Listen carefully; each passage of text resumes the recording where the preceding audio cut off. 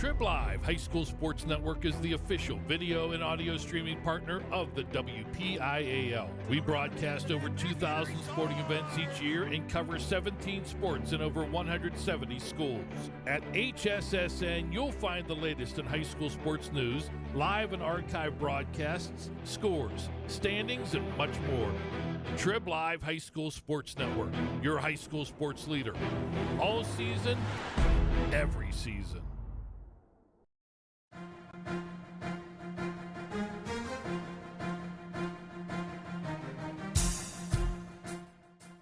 This is the Lawrence County SportsNet, powered by LCAT. Goal heading back to Lawrence County. Your home for the County of Champions. Has the throw to first, and that's your ball game. Union has won its first ever WPIAL championship.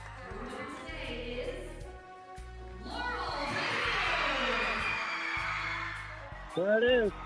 Champions, the Static Lancers. Strike three.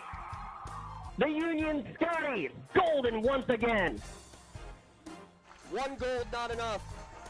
How about 2 district gold and 2 state gold for the Lady Lancers?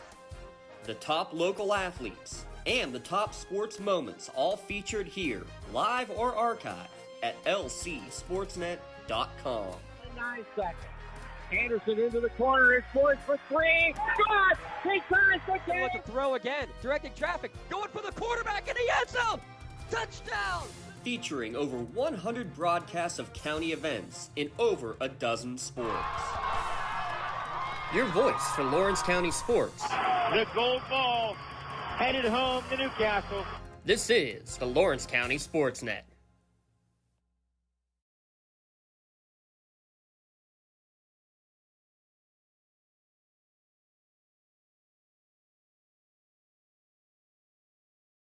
Grove City and Wilmington tonight. Live High School Sports Network is brought to you by Maley Chiropractic, keeping you in the game. Luxembourg, Garbutt, Kelly and George, keeping promises for over 80 years. The Red Zone, score big at the Red Zone. R. Cunningham Funeral Home, let our family help yours. Medor Bonner Law, a community firm dedicated to protecting your possessions. Pontius Insurance, love the life you live, worry-free. The Crane Room, family-owned restaurant, brewery, and banquet center. The Penn, Ohio Bottled Water, home and business bottled water delivery. Joseph's Marketplace, Newcastle, family-owned. Doran Concrete, residential and commercial concrete contractors. Michael Kurtwood Jr. and Castle Realty, people you know, people you trust. DNR Lawn Care, work in progress paint service. Hatch Early Learning, the Lawrence County Child and Youth Services, the Tri-County Principals Association. Something for your wall photography, and by the Lawrence County Community Action Partnership. Hi, everyone. I'm Tim Continental, along with Kevin Blackett, as we bring in tonight's game here in Wilmington as the Greyhounds host the Eagles here tonight. Grove City comes in with a 5-3 overall record, 4-2 in their conference, while Wilmington has overall record of 3-5, 2-4 as they come in tonight. Coach Philibin in his 5th year as head coach of the Greyhounds, 45-12 overall. As you are listening to the LGKG pregame show, your insurance company is not always on your side.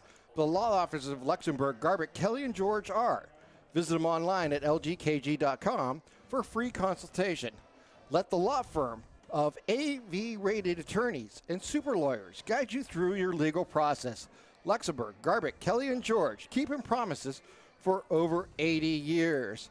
When you look at these two teams coming into tonight's play, Wilmington is currently on a 3-game slide as they lost to Sharon Farrell, a 4-game slide, as they lost to Sharon Farrell, General McLean, and Slippery Rock, while Grove City is winners of 2 of their last 3, defeating Greenville, losing to Hickory, and then winning at Sharpsville.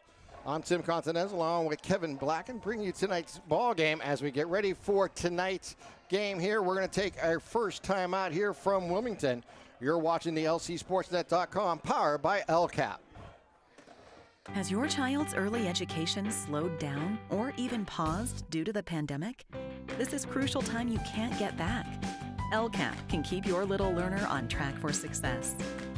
We have options for working and non-working parents with in-person childcare and age-appropriate virtual learning to keep them busy and engaged. Parents, don't hit pause on early learning.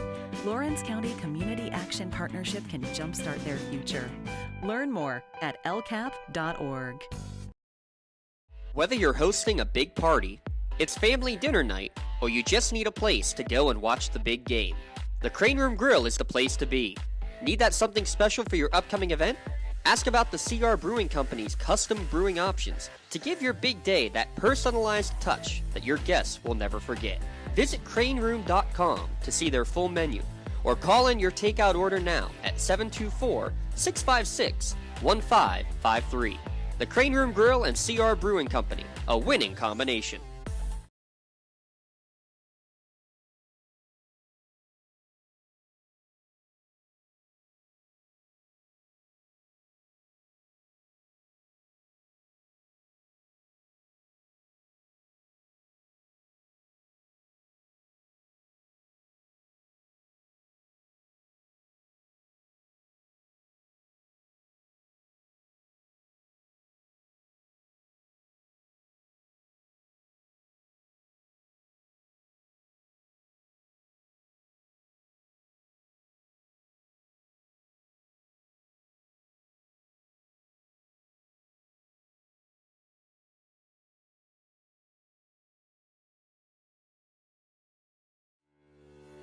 For 20 years, Melee Chiropractic has treated athletes of all ages to help them get safely back to the top of their game. Melee Chiropractic has 3 full-time doctors in their office, and all 3 are former area athletes who have had to battle injuries throughout their careers. They want to help you get safely back on your feet. But more importantly, help stop the injuries before they happen. Prehab before you rehab. Attention all high school student athletes. During your sports season, a $25 visit to the Melee Chiropractic office includes an adjustment and/or all therapies necessary, from the athletes of tomorrow to the weekend warriors and everything in between. Let Melee Chiropractic keep you in the game. The LGKG pregame show. Your insurance company's not always on your side, but the law office of Luxembourg, Garbett, Kelly, and George Ard. Visit them online at lgkg.com for a free consultation. Let the law firm with AV-rated attorneys and super lawyers guide you through your legal process. Luxembourg, Garbett, Kelly, and George, keeping promises for over 80 years. It's my opportunity to bring in my partner here tonight, making his debut here on the Lawrence County SportsNet, Kevin Blockon.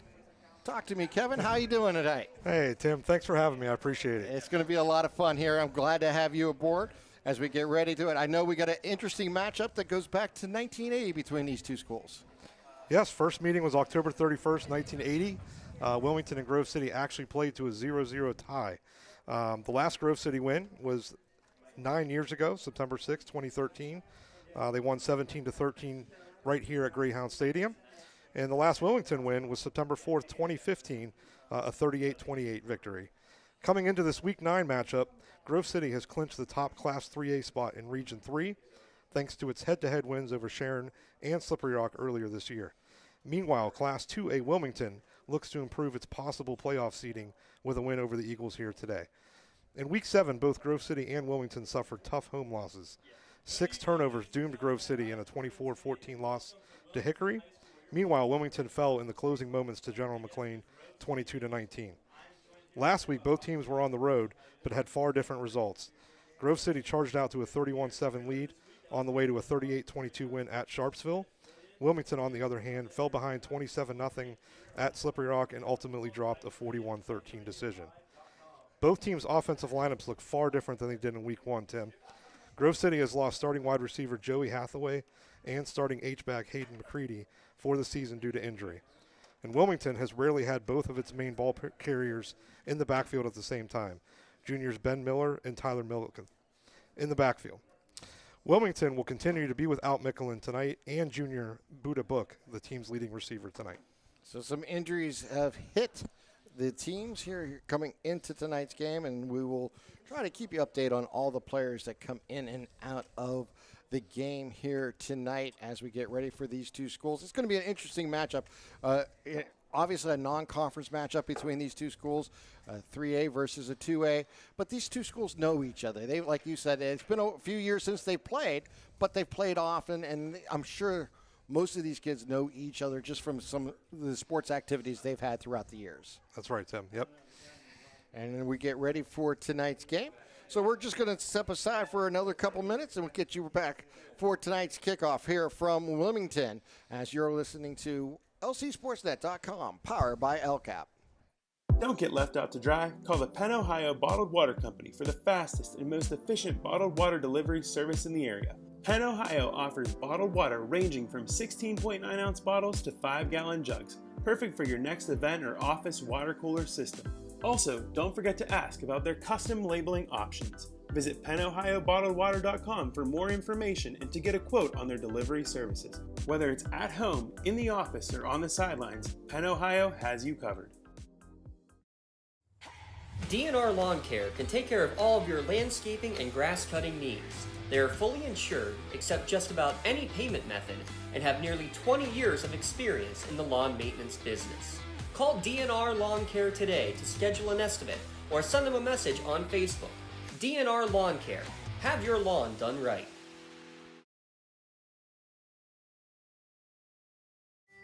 Ignite by Hatch is a digital learning environment designed to help pre-K and kindergarten teachers extend their reach to nurture whole child growth while building essential skills for school success. In just 30 minutes of independent playtime per week in school or at home, Ignite by Hatch boosts learning across 7 domains aligned to both state and national standards. Ignite's whole child approach is particularly critical this year as programs address both social-emotional development and learning gaps created due to the global pandemic. Honoring the power of homeschool partnerships, Ignite's parent dashboard and family experiences ensure children have access to learning no matter the environment. With an intuitive design and straightforward implementation, Ignite powerfully extends teachers' reach and impact, boosting children's learning all year long. Cold winds blowing, temperatures dropping, and snow is beginning to fall. And then your furnace goes out. LCAP's LIHEAP Crisis Program is here to help. If your furnace is blowing cold air, not turning on, or not reaching the desired temperature, help is right around the corner, whether it needs fixed or replaced. For information, call the Department of Healthy Homes at 724-656-0090. LCAP's Healthy Home programs are the key to safer living. More time, you just take another break. Welcome back here to the LGKG pregame show. As we get ready for tonight's game between Wilmington and Grove City. Tonight's starting lineups are brought to you by Michael Kurtworth Jr. in Castle Realty. Call Realtor Michael Kurtworth Jr. at 724-301-1482 for residential or commercial properties. Check out their current listings or list your own home at castle-realty.com. First for the visiting Grove City offense, they'll have Hunter Holman at quarterback, Anthony Nemec at running back, and Bode Stevenson will see action at running back. They're going to use a host of different wide receivers tonight's game. Gavin Lutz, Joey Hathaway, Trey Resner. Good question if he's part of 9 Inch Nails, Resner family, huh? We'll have to find that one out. Clayton Martin, Hayden McCready, and Nathan Gear, Lucas McCready, and at tight end is Nathan Boyd. For the Wilmington Greyhounds, your first for your starting offense, at tight end is Michael Christina. He's a senior, 190 pounds, 6 foot senior for the Greyhounds. Jacob Coulter, he is a freshman, 256'2". Freshman on the left tackle. At left guard is Rocky Serafino. He is a junior, 6'1", 205 pounds. Willie Moore is at center. He is a junior, 5'10", 180 pounds. And Aiden Gardner is a right guard. He is a sophomore, 6', 175. At right tackle is Will Bruckner. And Will is a junior, 6'3", 225 pounds. And your split ends is Davis Fesco. He is a senior, 5'10", 170. Ty Milleron is a senior, 166 foot. And Ben Miller will be your H-back. He is a junior, 5'10", 185 pounds. And Jamie Miller will be at halfback. And he is 5'6", 164-pound freshman. And Tough McConaughey, he is the quarterback. He is a 6'4", 170-pounder. Your punter is McConaughey, and your snapper is Aiden Gardner. On defense for the Greyhounds, it will be Michael Crestina. He's the senior. He'll be playing outside linebacker. Your defensive end is Rocco Serafino. Your defensive tackles are Jacob Coulter and Will Bruckner. Your defensive end is Will Knorr. Your outside linebacker is Hunter Jones. Your inside linebacker is Ben Miller. And your second inside linebacker is Aiden Gardner. At cornerbacks, you'll have Davis Franco and Ty Milleron. And at safety is Tough McConaughey. Your kicker is Joe Sterling. And we'll also, I believe those are your kick returners, are Sterling Winters, Abistra, and Turvo coming into tonight's game. So that is your starting lineup, brought to you by Michael Kurtwood Jr. and Castle Realty. We thank them for their continued sponsorship as they have sponsored our starting lineup each and every game this year. Kevin, when you look at these two teams, you look at coming into tonight, first for Wilmington, Tough McConaughey is their quarterback. He's played 8 games. He's rushed the ball 145 times, and he has 598 yards. He's passed for 598. He's only rushed for 14 yards, but he has a total of 612 yards, averaging over 76 yards per game. Well, they definitely needed him to come through in the air this year with their injuries to Milliken back in the backfield earlier this year. And then Ben Miller, he rushes the ball. He has 433 yards on the season.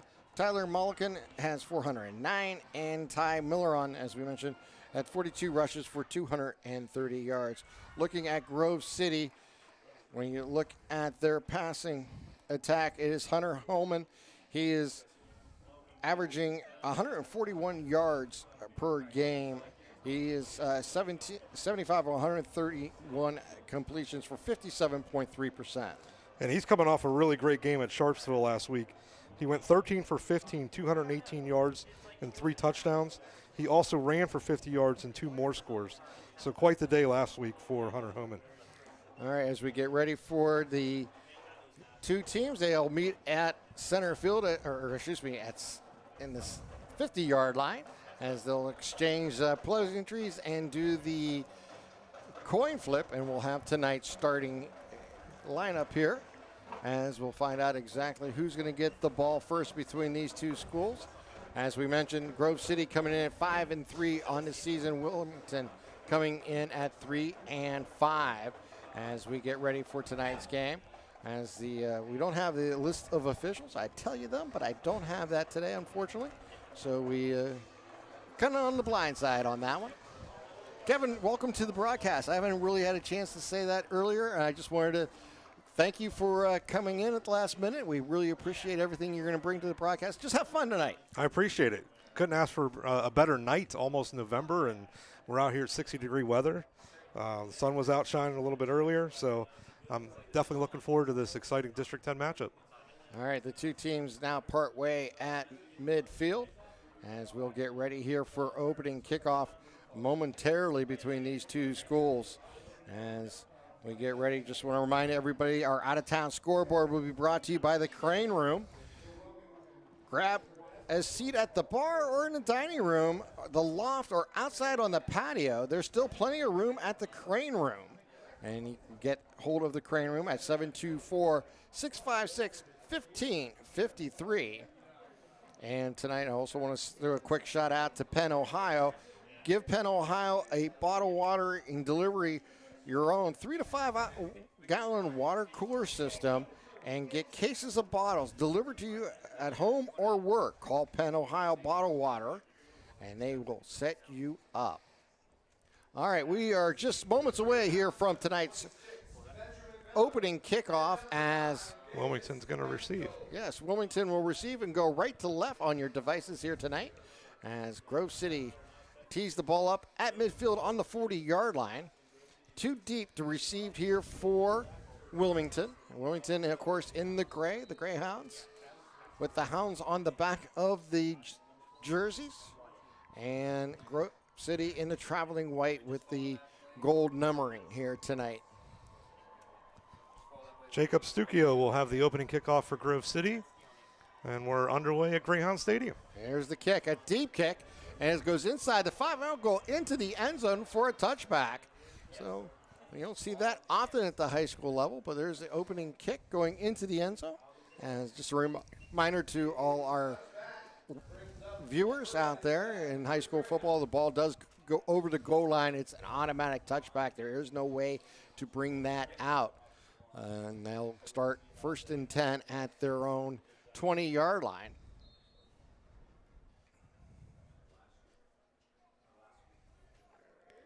Tuff McConaughey at quarterback.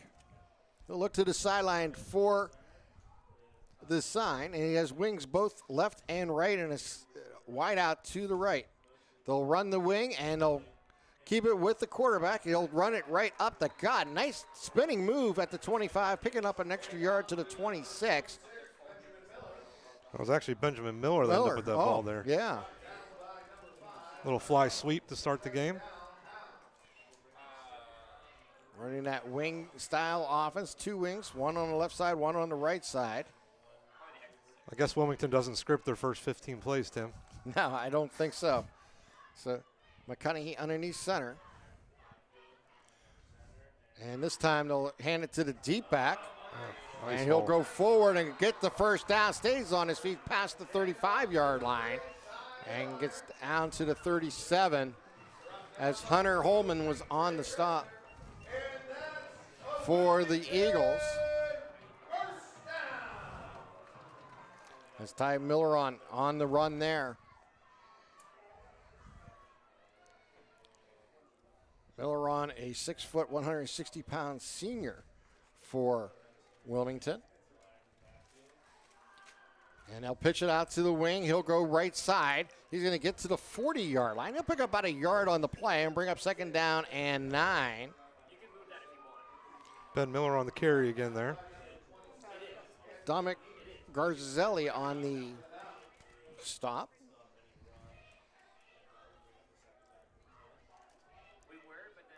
So they'll get the single coming in from the sidelines here as they go no huddle.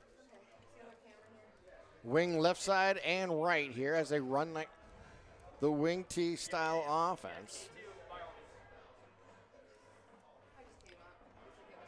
McConaughey will keep. He'll go up the middle on the draw, gets to the 45, and he'll be down at the 46-yard line.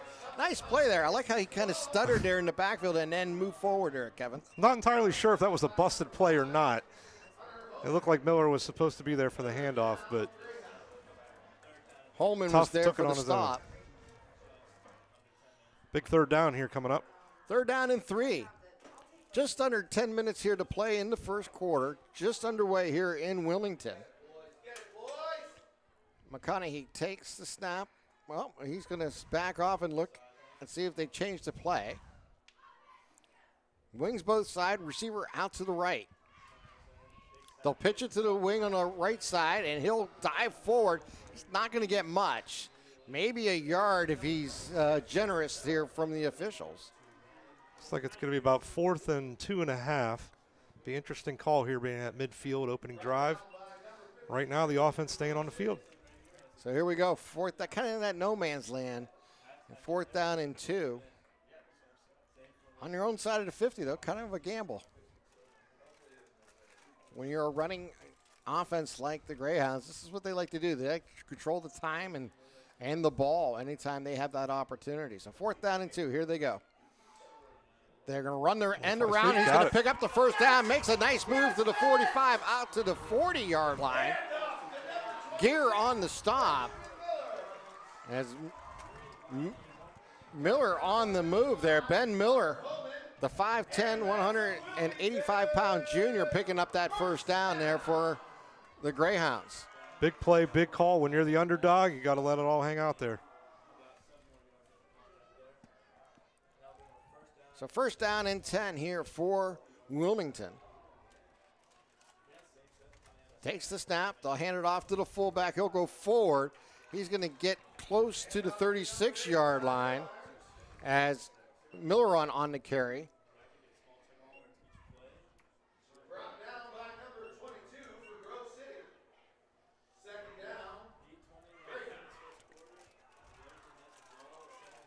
So second down and 6 coming up here for Wilmington as we approach 8 minutes here to play in the quarter.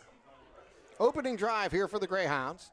They're going to do another end around. This time we'll go right side, and that is going to be stopped by the Eagles right at the line of scrimmage for no gain and bring up third down and 6.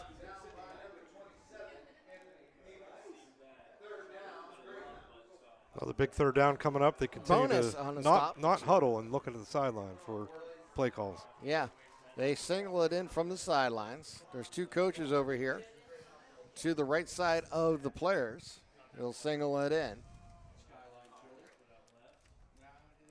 Third down and 6. McConaughey takes the snap, and he's going to run a draw. He has room up the middle, stretches out.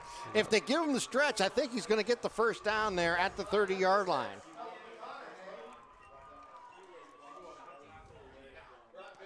Thought it was maybe a broken play a couple plays ago when he did that, but I actually do think that is a design. Yeah, to make it look like it's a broken play, and it was a quarterback sneak all the way up the middle for tough McConaughey. So McConaughey with the 6-yard gainer, and now bring up first and 10 here from the 30-yard line. Coming up on 7 minutes left in the first quarter, opening drive of the game. Very impressive so far here for the Greyhounds. They'll run an end around. They'll go left side, and it's going to avoid one tackler, picks up and goes hard down to the 22-yard line as Grazielli on the stop.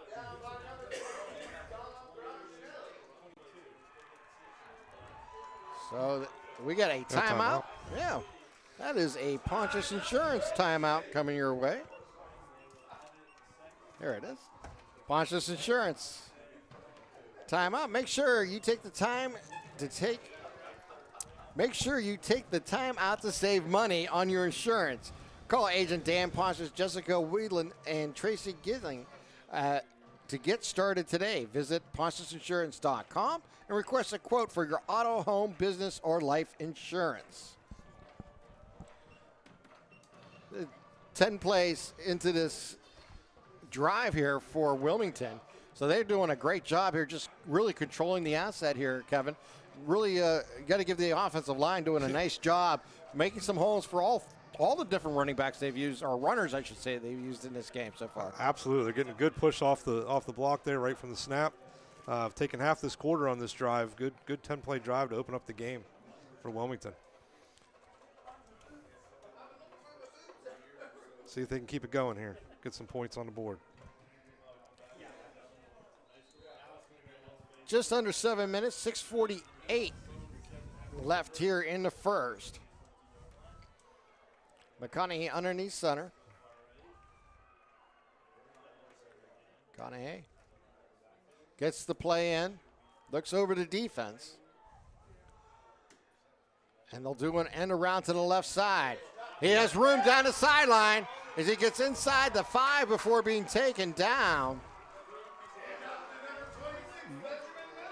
Benjamin Miller on the run as he gets inside the 5. York was on the tackle there for the Grove City Eagles. Grove City already got hands on their hips, looking a little winded, even coming out of the timeout like that. This is a great grueling response. thing. This is almost a 6-minute drive here for Wilmington. We're down under 6 minutes, 30 seconds here to play in the first. Opening drive here for the Greyhounds.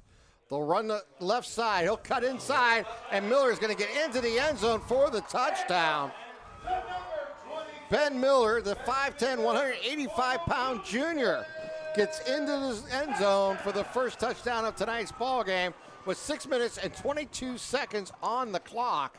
So a 5-minute and almost 40-second drive here for Wilmington to open up tonight's ball game. What a way to start if you're the underdog. Get the home crowd behind you on senior night. And here comes James Winters in for the extra point. And this is the R. Cunningham extra point. Here's the kick. It is going to be blocked. Yeah, at the line. No good. And with that, it's 6-0 Wilmington, and we're going to take a 30-second timeout. You're listening to LCSportsNet.com, powered by LCAP. Contractors, the Department of Healthy Homes needs you. From small to large residential projects, you can help families live safer and healthier with the quality work you do. It's rewarding in more ways than one. Call LCAP's Department of Healthy Homes today.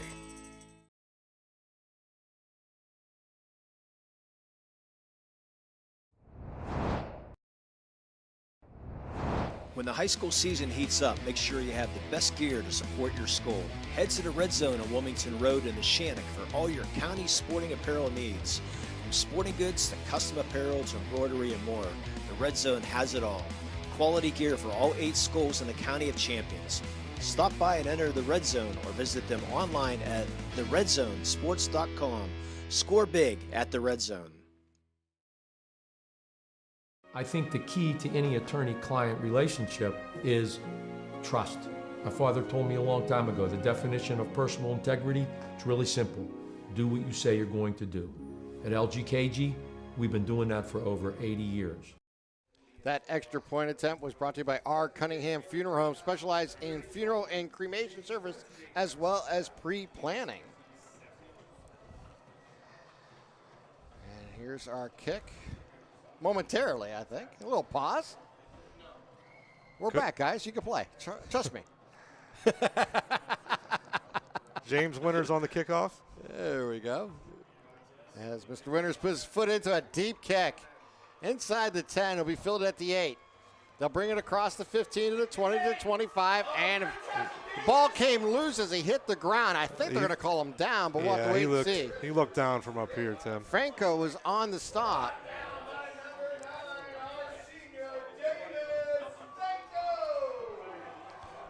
Well, great opening drive for Wilmington to get this game off and running. We'll see if the Grove City offense led by Hunter Homan can get things going themselves. So Grove City coming in tonight at 5-3 overall. First opportunity with the ball with 6:18 remaining here in the first. They'll go with a spread offense with 4 receivers set. In shotgun is Homan, the 5'10", 175-pound quarterback. He'll have a sidecar to his left. They'll hand it off, and he'll dive forward as he gets tripped up right away with his own feet for no gain. Anthony Nemec on the carry, the 5'11", 185-pound running back. He's a senior here for the Eagles. Yeah, Nemec just couldn't get going there. Ruckner was on the stop. On his own feet. Again, 4 receivers set, 2 left, 2 right. A wing on the right-hand side. They'll bring one in motion from left to right. They'll stop in the backfield. They'll hand it off there, and he'll go forward for no gain, maybe a loss of 1. And this Wilmington Greyhound team is fired up here on senior night. They sure are. That was an interesting call there after not getting anything on the first down. Now they set themselves up for a 3rd and long here. Lutz was on the carry there. 5 wide now for Grove City. Empty backfield. Here we go.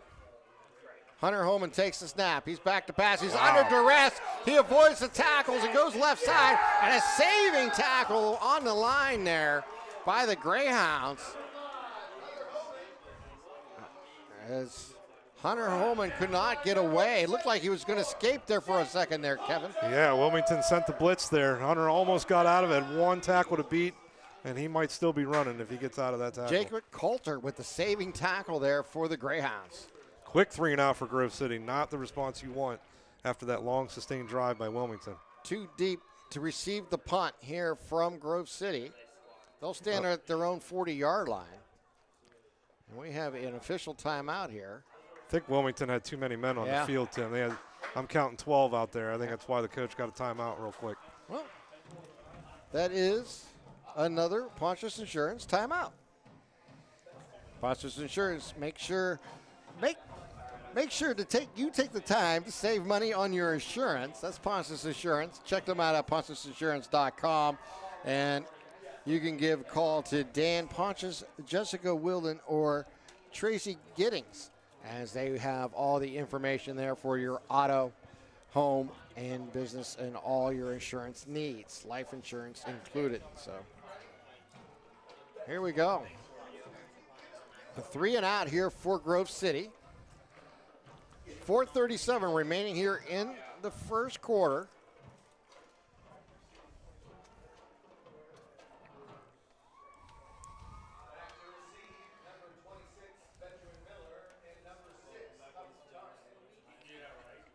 There's good snap, and they'll get the punt off with no pressure. High driving kick down the left side. It'll bounce at the 40-yard line and take a Wilmington bounce forward up to about the 43-yard line. And it'll be first down and 10 here from Wilmington.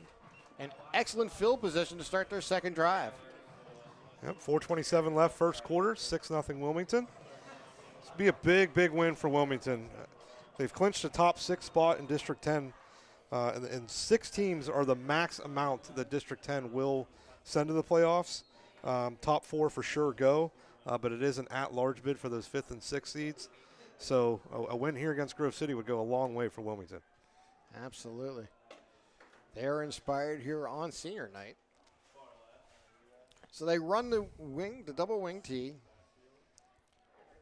Tough McConaughey underneath center. They're going to have double wing on the right-hand side. They'll bring one in motion. They'll hand it off there. He'll turn the corner, and he'll be down at the 45, a gain of 1. As Nemec was on the tackle there for Grove City.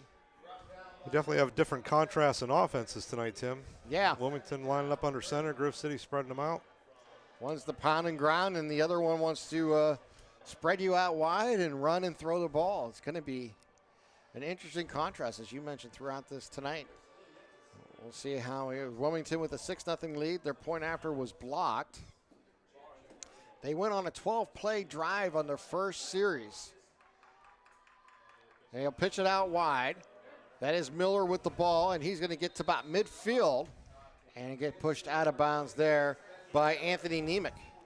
3rd and short. Wilmington continues to get 3-4 yards a carry, setting themselves up with some nice short 3rd downs. We got Don producing here tonight. Ashley and Colby on the cameras as bringing you all the action here on LC SportsNet. And I also have Spencer and Logan working for us on stats and on spotting here tonight. So I want to thank everybody involved to bring you tonight's ball game. Wilmington, they're going to pitch it out wide. It goes right up the middle. It cuts it in. And I believe that's Miller again. This time he gets it out to the 45-yard line. Should be a first down. It was Anthony Nemec again on the stop here for Grove City. Grove City's got to figure out a way to close these gaps a little sooner.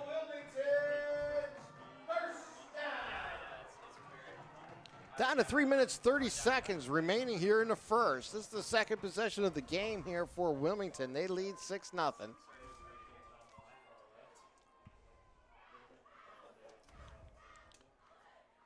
Tuff McConaughey is a junior quarterback, 6'4", 170-pounder. Underneath center here for Wilmington. They'll bring one in motion. They'll go up the middle with the fullback, and he's going to get it caught and crushed forward to about a 2-yard gain. And it goes to Milleron. A little bit better penetration from the Grove City defense there.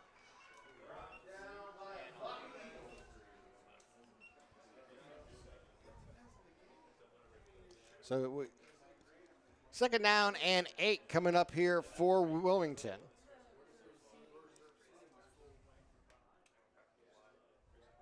Control and time of possession this first quarter. We're down to 2.5 minutes left in the opening frame. Down to about 12 seconds on the play clock. As they get the play in, we're down to 7. They snake the snap, and they'll run the round. We got a flag in the air as that play will go nowhere. Even a loss of 1 on that end around there, going to the left side.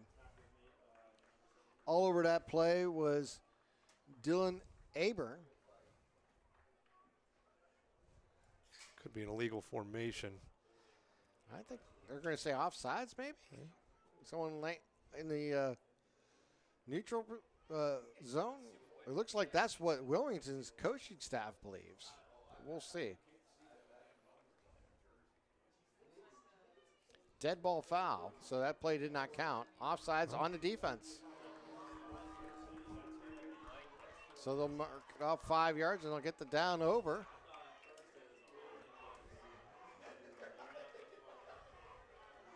And I'll bring up a 2nd down and 3 coming up here for Wilmington. We don't get the benefit of replay up here, Tim. Davis Fanco is the receiver. He is out to the left. McConaughey underneath center. Takes the snap. He's back to pass. He's looking deep down that left sideline, and it's going to fall incomplete as he was looking for his wide receiver there. Double coverage down there. First throw of the night. Trey Resner on the coverage there for Grove City. As Davis Fanco came up a little empty on that throw, or that opportunity to catch the ball, I should say. You really hope to come up with that pick on that play, but for that being the first throw of the day, being lulled to sleep with all these runs, that was still good coverage by Resner. Double wing.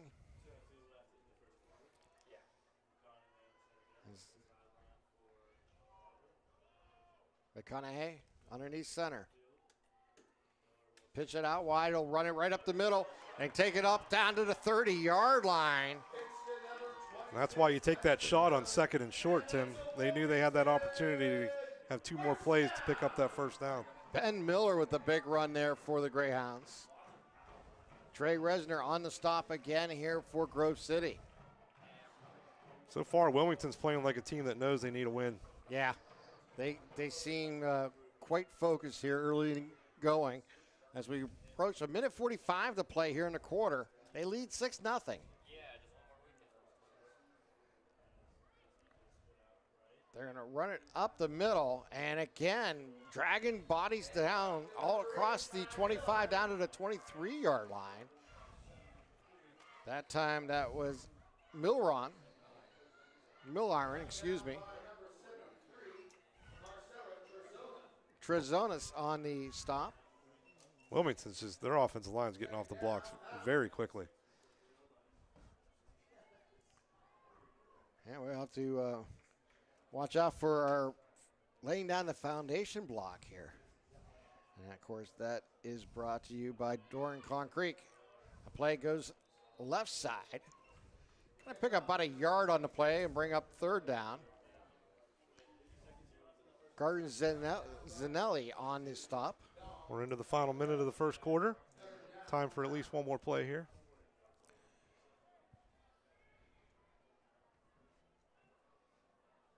Another big 3rd down for the Grove City defense. Yeah, really want to get a stop here. Field. They really want to keep this game at a 6-0 score. Here's the snap. They'll go end around, and it's Miller high-stepping over someone at the 20-yard line, and that's... that might be a flag in high school level. It is, yes. I was just going to say, you might want to try to hurdle, but I don't believe you're allowed to do that. That's a kid that's watching a lot of Saturday and Sunday football right there. Dominic Garzanzelli on this stop. And that is kind of a safety play. You're not allowed to hurdle at the high school level. But, yeah, or, a lot of Madden play, Got it. What is that, the X button? he caught my attention. It was impressive. And let's see how they... He almost stuck it. Yeah.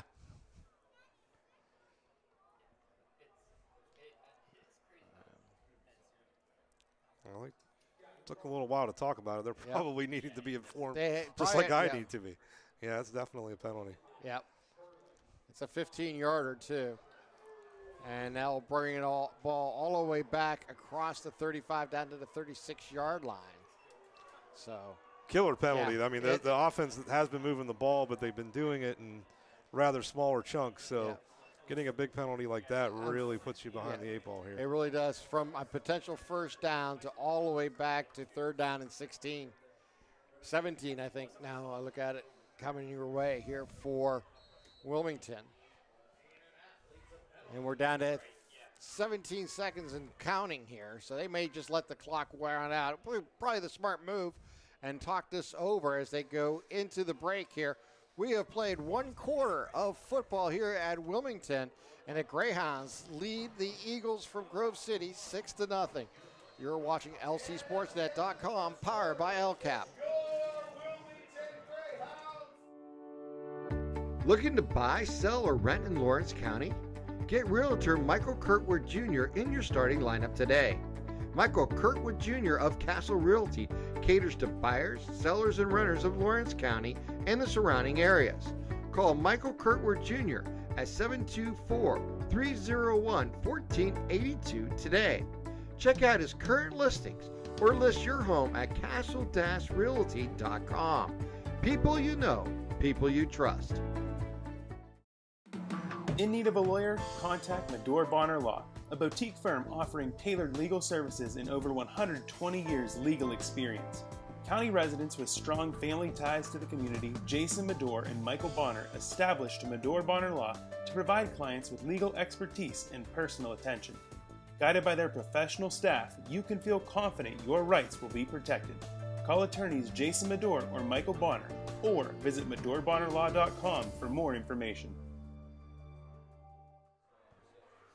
Welcome back here to Wilmington as we get ready for the 2nd quarter of tonight's ball game, as we'll switch sides as Wilmington now will be going left to right on your devices here tonight, as they will face a 3rd down and long. Call it 3rd down and 18 officially.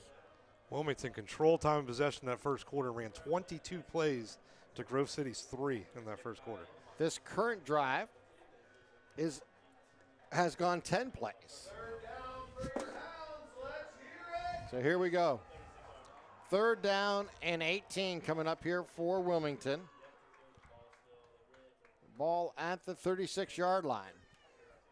In shotgun is McConaughey. 4 receivers set. Back to pass. He's going to roll to his right. He's in trouble. Flag comes down. He avoids 1 tackler. He goes forward. He's going to throw the ball away at the last moment.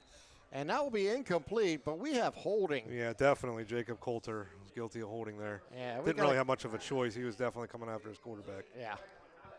And that will most interesting coaching decision here, because it's going to be the mark of the play.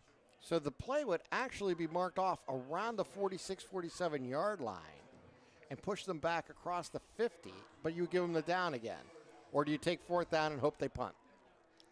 That is an interesting call, because you're kind of in no man's land again. It is a 4th and long, though. Yeah. I would feel like they would push probably them back. punt. But, yeah, I mean, this is an offense that has proven they don't have much of a pass game. So I think you keep moving them back.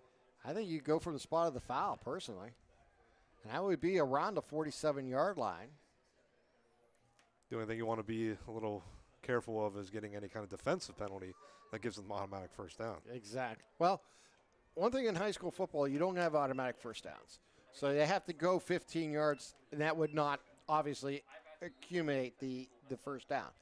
But you don't want to give them extra plays, as you just mentioned. If they did get it, they would get another play and an opportunity to get a first down. So here they go. 4th down and long, or 3rd down and long, excuse me. They'll run a screen play. They'll get it out across the 50. That's Miller on the catch, and he gets up to the 41-yard line. It's back to where they were anyway. That is Hunter Holman on the stop there for Grove City. Yeah. So they'll bring in the punting unit. And Duff McConaughey will punt the ball away. He'll stand around his own 44-yard line to do the kicking. Single safety back here for Grove City. That is Greer, and he'll be standing around his own 15. Good snap, no pressure. line drive kick is going to bounce at the 20-yard line, roll inside the 15, and go out of bounds there. And it'll be first down and 10 for Grove City for their second possession of this ball game. As you mentioned earlier, I mean, it's amazing the amount of plays that Wilmington has run here. They've run like 23, 24 plays in the first two possessions to 3 for Grove City. This is only their second time having the ball offensively. Yes, not great field position to start out, but this is where you definitely want to sustain a drive if you're the Grove City Eagles. So the Eagles come out first down and 10.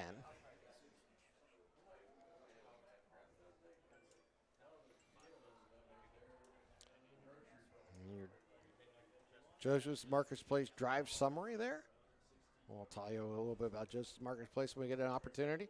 They're going to do a sweep and get it around the corner. He'll get to the edge, but there's a bunch of Greyhounds there to make the stop, led there by Hunter Jones for Wilmington. Like Gavin Lutz was the ball carrier there. Gavin, a 6-foot, 170-pound wide receiver. He's a junior here for Grove City. Again, they run the spread offense. They have 3 receivers set.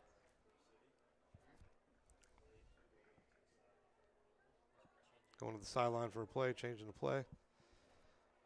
Yeah, they're going to go to a 4-receiver set. It looks like an empty backfield here with the wing on the right-hand side here for Homan. They'll bring one in motion. And they run out of time. I think they may have. Did they call a timeout? I think they got the timeout right before. Just before. So a tough start here for Grove City's offense. 3 and out on their first drive.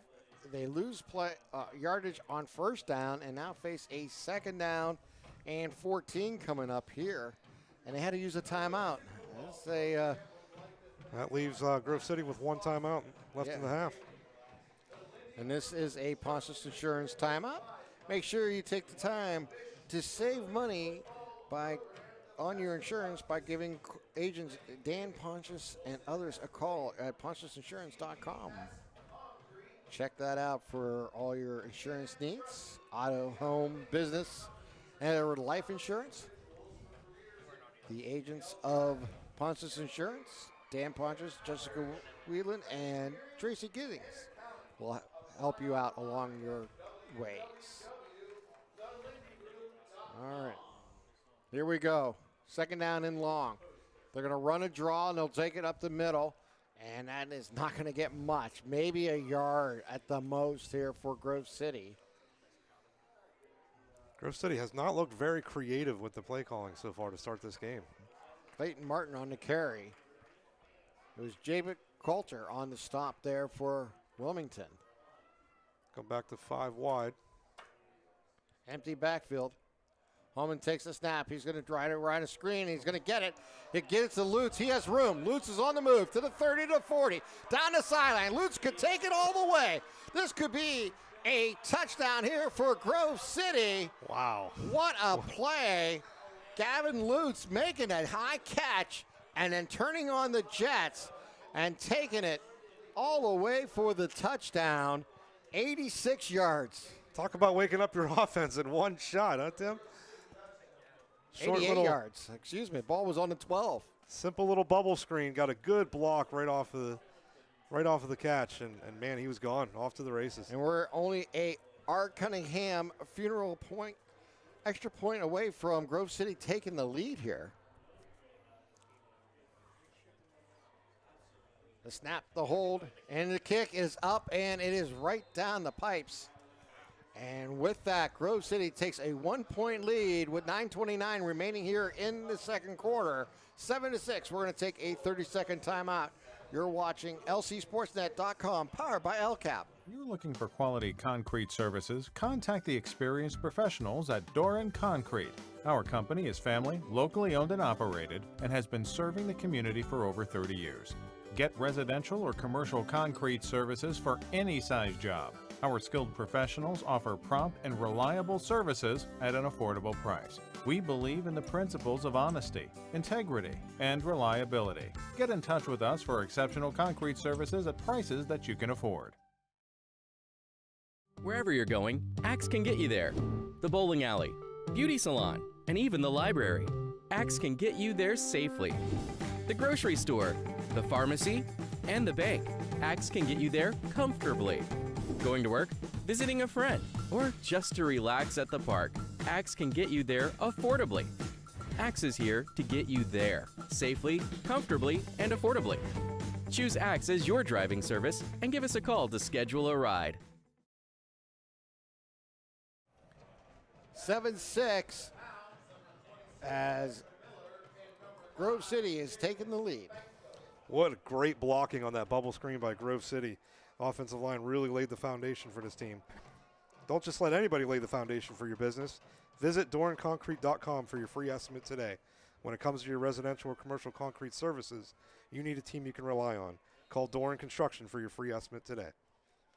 And that was a 3-play, 88-yard touchdown drive. And that drive summary is brought to you by Joseph's Marcus Place. Joseph's Marcus Place, Newcastle's favorite family-owned hometown grocery store and coffee shop. Here's the kick. High, deep kick, and it will bounce at the 2. It just goes into the end zone. I thought maybe for a second there. It was going to come back. Hey, I did. I was going to say this could get really interesting with Grove City making their way down there. But it goes into the end zone for the touchback, and the Greyhounds will come back out for their third opportunity on the offense. And they have been impressive with over 10 play drives on the 2 previous opportunities. Controlling the clock, the penalty, the leaping penalty, that's what killed the last drive for Wilmington. What a change of direction that was. It looked like Wilmington was going in for their second touchdown, and the high-powered spread offense of Grove City changed that around to take a 1-point lead here, 7-6. 9:28 remaining here in the second. McConaughey will hand it off on an end around, and we may have a penalty here. I didn't see no flags. No flag, though. Yeah, I didn't see no flags. It looked like it could have definitely been a face mask, but it was on the far side of the field from where we're at, Tim. So minus 1 yard run there. And it'll be 2nd down and 11 coming up here for Wilmington. We're spoiled by replay when we're watching on Saturday and Sunday, aren't we? We certainly are.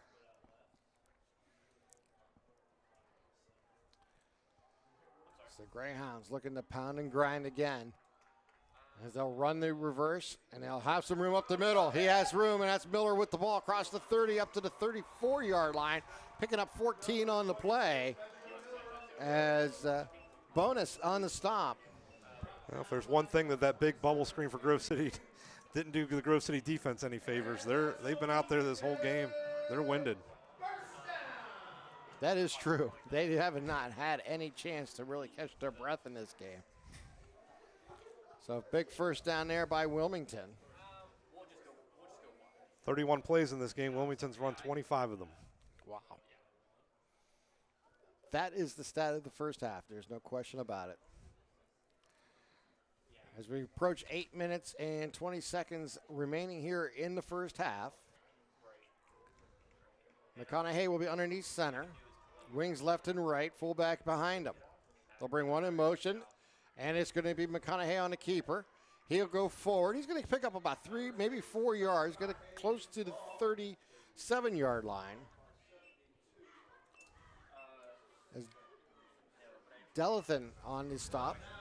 Starting to figure out that quarterback draw is definitely by design, but it certainly looks like a busted play every time they run it. I think it's designed to show that and give that offensive line a chance to really create some holes and let him pick it. And McConaughey's done a nice job really reading his defense on that play.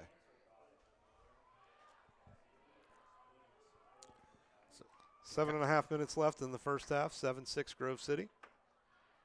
Here's the snap, pitch it out wide. They're going to have some room on the edge, and they get across the 40, getting close to the sticks. I think he got the first down there, Tim. Looked like he got it, but they're spotting him a little bit short. Nathan Boyd on the stop, and he's going to be just shy of the sticks. Yeah. Wow. They're going to mark him about a yard short. Not sure about that spot. Bring up 3rd down and 1 coming up here for Wilmington.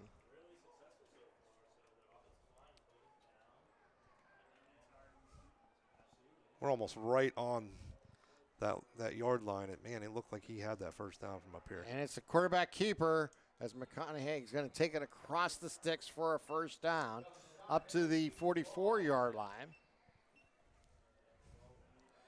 Traditional quarterback sneak there. Yeah.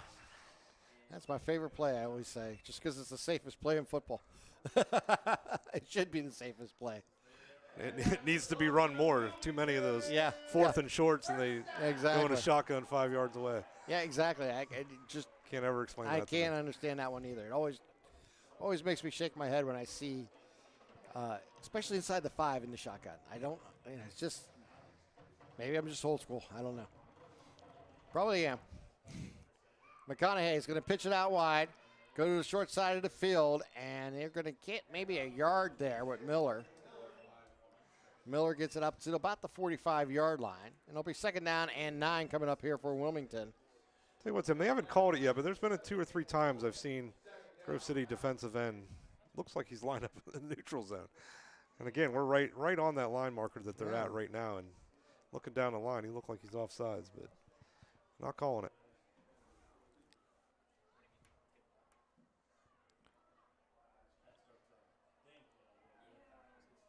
It is close. It is very close. Here's the snap. They're going to run it the opposite side, and that host of finally filled the gap. Been waiting for that all night. Yeah, Eagles there. Nathan Boyd on the stop there. He led the pile there for Grove City into the backfield. And they'll bring up 3rd down and long coming up here for Wilmington. 2nd, 3rd, and long of the night for Wilmington. See if they can draw something up to get that first down, or at least make it close enough to make another decision. We'll be under 5 minutes left in the first half when he snapped this ball. Yeah. Here we go. In shotgun here for Wilmington. 4 receivers set. McConaughey back to pass. He fires as he gets hit, and he throws it out of bounds on the far sideline. And he'll bring up 4th down and 9 coming up here. I think you felt the pressure a little bit. I don't know if the route wasn't completely finished on the wide receiver end, but McConaughey was feeling the heat, had to get rid of it, avoid the sack. So the Greyhounds will go into punt formation here. McConaughey will do the punting. It's one thing to always note when your punter is also the quarterback. You never know if a fake could be in the cards. Kevin Lutz is back deep to receive. Yeah. Probably not the time for it, but something to keep an eye on later in the game. You never know where they're at. He will punt the ball away. It's a line drive kick, and it's going to hit the turf and just stick there and now bounce forward across the 30. But not much of a roll there for the Greyhounds. Looked like it was going the other way, though, so that's another 6 yards they picked up. So Grove City will take over on offense. I want to remind everybody, coming up at halftime, we'll have the Trib Live halftime show. As Trib Live halftime show will feature Don Rebel and our own James Dotson here on LC SportsNet. Look forward to the WPIL playoffs and scenarios with 2 weeks to go. So that'll be coming up at halftime. Don Rebel and LC SportsNet's own James Dotson.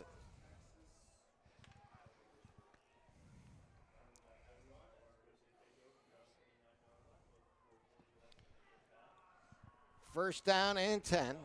Shotgun here for Holman. Holman will keep. Holman will go forward, and he's going to pick up maybe 2 on that draw.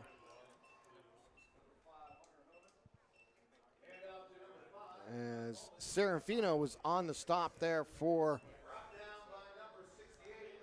See if Grove City can actually put together a sustained drive. Obviously, they hit the big play with the 88-yard touchdown to Gavin Lutz on the last drive.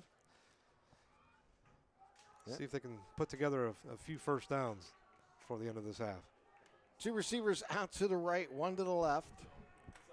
Holman takes a snap. He's back to pass. He's going to roll right. He's looking downfield. He's going to fire on the move, and he has a man. I think he's going to throw him just short. Did they give him the catch? They're catch. giving him the catch, wow, yeah. Nice catch on the far sideline. That was Lutz again on the Lutz on the reception. Wilmington fans, I don't think we're a big fan of that call, but Holman takes the snap, and they're going to hand it off. He'll weave his way through. Nice play there.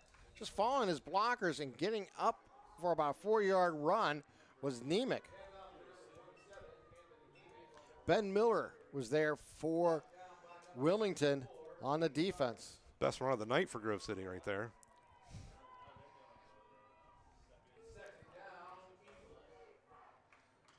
Two receivers out to the left, one to the right as they move right to left on your devices here. Holman looks like he's going to do a draw, and he got caught in the backfield with nowhere to go as Wilmington made a nice play there.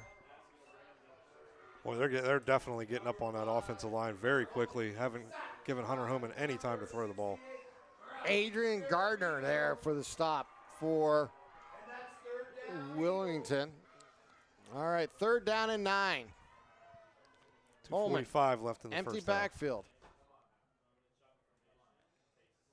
He rolls out. He's looking. He's going to fire on the move. Short gets it to Lutz. Lutz going to break a tackle. Skipped on the sideline. Did he get to the sticks? They're going to say he's marked about at the 50-yard line, stepping out of bounds as Chastina is on the stop here for. Big call coming up here for Grove City. Looks to be about 4th and 2. I think they're going to go for it here. Yeah. No huddle. 2:37 here to play. And I have two receivers out to the left. Now they're going to send two receivers left and right. Biggest play of the night coming up right now. Nemec is in the backfield. He's going to line up, looks like, on the wing on the right-hand side. So empty backfield here for Grove City. Hand off to Lutz. Lutz going to turn the corner, has room. Gets to the 45 and is down at the 42-yard line, but he picks up the first down. Smart decision to cut it back up the middle. I think if he keeps going to the outside, they might have caught up to him before he got that first down. Great decision by Gavin Lutz. And first down and 10 here for Grove City. And shotgun is Holman. Takes the snap, hands it off. Going to go right up the middle. He's going to get about 2 on the play there with Nemec. Gardner there for the stop for the Greyhounds.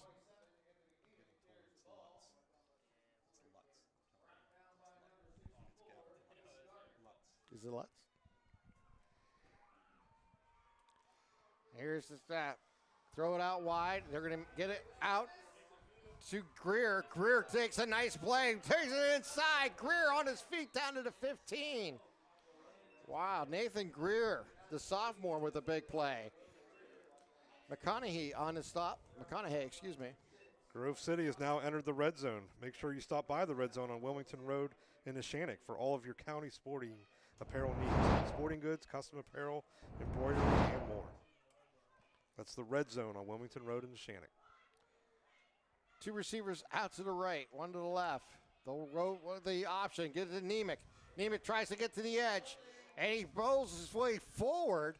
Looks like he's going to get a couple extra yards after the initial contact there, Kevin. Nice hard run there by Anthony Nemec. Yes, Grove City's starting to get a little bit of control on that offensive line, starting to pick up a few yards on the ground game now. Mill Iron on the stop there for Wilmington. Keep an eye on the clock. We're about 1:10 left in the half. Grove City again only has that one timeout right now. So two receivers out to the left, one to the right. Takes the snap. He's going to roll right side. He'll fire. He's on the move. Completes at the 5. Touchdown. And into the end zone touchdown. Gavin Lutz into the end zone. The junior, 6 foot, 170-pounder. Scores for the second time here tonight for Grove City as they increase their lead now by 7 with 56 seconds remaining. Great drive by Grove City. After that electric play on the bubble screen, they followed up with a nice sustained drive, extend that lead before halftime.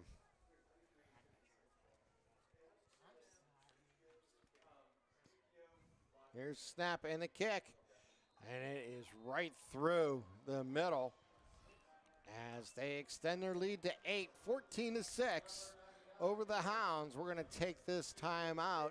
This is a 30-second timeout. You're watching LCSportsNet.com, powered by LCAP.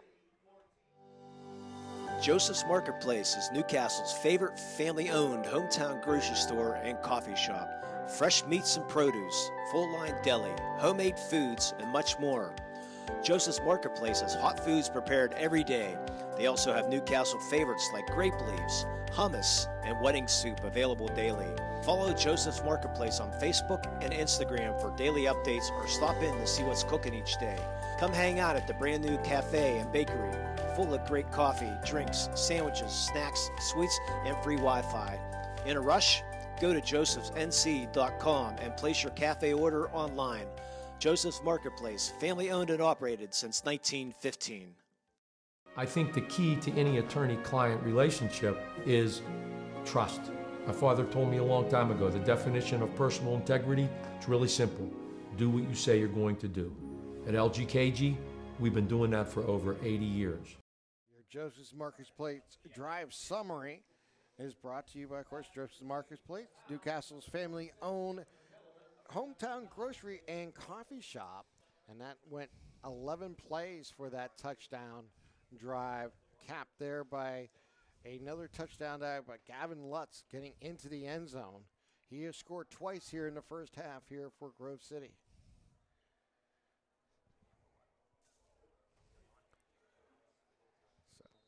So we'll see if Wilmington can make any kind of response here. They have 2 timeouts left in the half. See if they can get the ball, on this kickoff. They've been putting it deep inside the 5. I think they've seen a couple touchbacks. So they're going to look to maybe try to get a return if possible. And here's the deep kick again, and it's going to be filled at the 1. So they're going to bring it out, bring it to the 10. They have some room, brings it to the right side, turns the edge, gets to the 20, and it's a hard 20-yard return there by Fanko, but a nice play.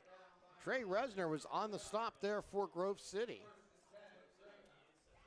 Wilmington, not much of a passing offense. 49 seconds, 2 timeouts here. You might want to play it a little bit safe. You're still within 1 possession. Yeah, I think it's going to be interesting how they handle this. You're only down by 8. You have demonstrated throughout this ball game here in the first half that you can move the ball. They try to get a big play here, or they just run their offense and see if a big play creates it out of the run game. Yeah, I think a lot's going to be determined on this first play for sure. We'll see how the first play goes and let that dictate the rest of the drive.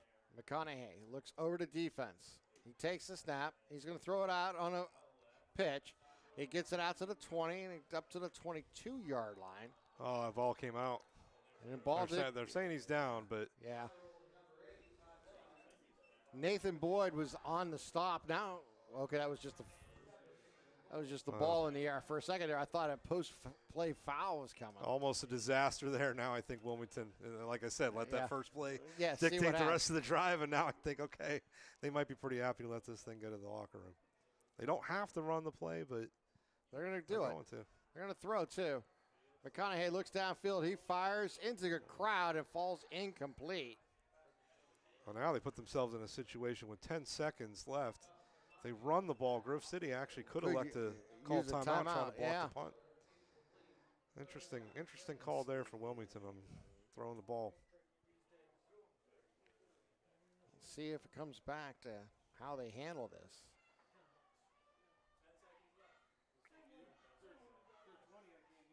They almost have a disaster, 2 straight plays. I'm pretty content with handing this ball off at this point. That's exactly what we're going to see. They do hand it off, and they have room up the gut. A big roll all the way across the 35-yard line. I'll stop the clock momentarily to move the sticks as Milliron on the run there for Wilmington. Nathan Boyd again on the stop there for Grove City. Well, now they do call that timeout. Coach Fillion probably thinking, man, maybe I should have ran that on the first play. Well, you run a weak type offense, a double wing with the fullback behind you. You're a running team. You have 6.6 seconds remaining. You don't have a lot of plays in your playbook because your offense is designed around the ends, the wings getting the ball, the fullback, the quarterback running it. Yeah, you can throw out of this, and there's a lot of ways to do that. Yep. Question is, do you pull out like maybe one of your trick plays where someone else throws the ball, or maybe a hook and lateral here? Something that you save for this type of situation in a ball game. Absolutely, and that keeps it a little bit less risky if you do that. And if you bust a big play, take it to the house, great. If not, the risk is very, very low on getting any kind of turnover. So this is another Pontius Insurance timeout. And you can check out Dan Pontius at pontiusinsurance.com. 6 seconds left in the half, figures to be the last play of the half. I would assume so. And McConaughey will be in the shotgun. He goes back to pass. He's going to step up. He's going to roll out. He'll fire on the move, and it's almost got picked off as he didn't see the kid playing center field. Hunter Homan. Hunter Homan was just there, yeah, number 5. He'd probably tell you, hey, that's why I'm a quarterback. He's seen a lot of green pastures in front of him, though. There's no question about it. We've played the first half here in Wilmington. A very entertaining first half as Grove City leads here by 8, 14-6 over the home team in Wilmington Greyhounds. We're going to step aside, get you ready for the halftime. We have the bands coming up, plus the halftime show featuring Don Rebel and LC Sportsnet's own James Dawson talking about the WPIL playoff contenders with 2 weeks to play. Works in Progress Painting wishes a successful and satisfying season to all Lawrence County sports teams and athletes. Work hard and bring honor to your team and how you play. Joe Wright and his family have been providing painting, window cleaning, and other property services for homeowners and businesses in the Lawrence County area for over 10 years. Their goal on every project is to provide a meaningful service that honors their customer, God, and their family, and to have fun while doing it. Works in Progress is now booking interior painting and related projects for the winter season. Call Joe today, 724-714-4294 to discuss your next project.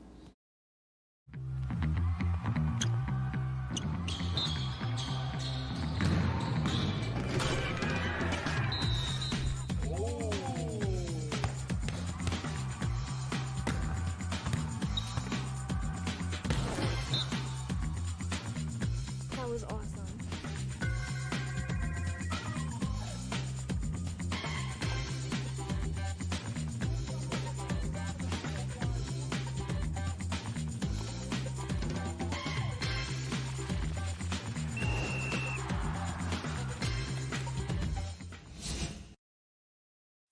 Don't get left out to dry. Call the Penn Ohio Bottled Water Company for the fastest and most efficient bottled water delivery service in the area. Penn Ohio offers bottled water ranging from 16.9-ounce bottles to 5-gallon jugs, perfect for your next event or office water cooler system. Also, don't forget to ask about their custom labeling options. Visit PennOhioBottledWater.com for more information and to get a quote on their delivery services. Whether it's at home, in the office, or on the sidelines, Penn Ohio has you covered.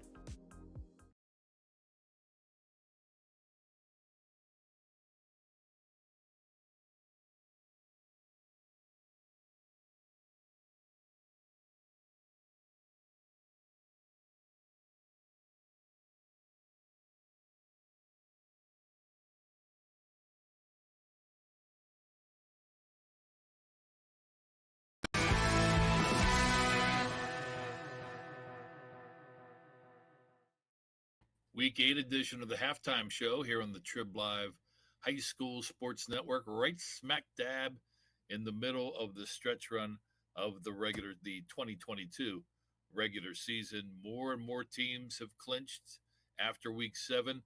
More and more will be added to that list after week 8. We'll break it down as best as we possibly can as you enjoy, right before you enjoy the second half of the game you're checking out here on the Trib Live High School Sports Network. No, that's not Chris Harlan. That is James Dotson. He is the Manny Mota of the network. coming in. Nobody gets that. That's under the age of 40, but that's okay. Oh, why don't you call me Manny Diaz? I can be the closer here. How's that? All right. Do we have to play that? Is he the one with that toe tap and music? I can hear my nephew playing it in the background. I love it. But anyway, let's get right to what we're here for, the playoff picture. 6A, big one going on tonight, Seneca Valley and Central Catholic. Big for both, really almost a must-win for Central Catholic. But Seneca Valley, if they were to fall tonight and to fall next week against North Allegheny, they could be on the outside looking in. So they, big game for them as well. North Allegheny, the only team in. I mean, this is 6A, like 5A and some of the other classifications. Great parity, and has been very, very competitive as well. Yeah, it has. And it's kind of interesting that, only 5 teams, yet so many different scenarios that can play out in these last 2 weeks, especially with Seneca Valley having conference games each of the last 2 weeks. But just will be really fun to see how this one plays out tonight with Peyton Wayner against Graham Haddix in that game between Central Catholic and Seneca Valley. But then, North Allegheny with Logan Kushner just shy of 1,000 yards as well, waiting. Which team I think is going to have the balance of running, though, into the postseason is what's going to be the biggest thing to watch out for. But you got to get there first. Yep. Another big one going on as we move down to 5. Only one of 8 teams has secured a playoff berth in 5A coming into Week 8. That's Franklin Regional. Gateway can get in with a win. The big game in the Northeast Conference is Woodland Hills and Pine Richland. They're both 2-1, a half game behind front-running North Hills at 3-1.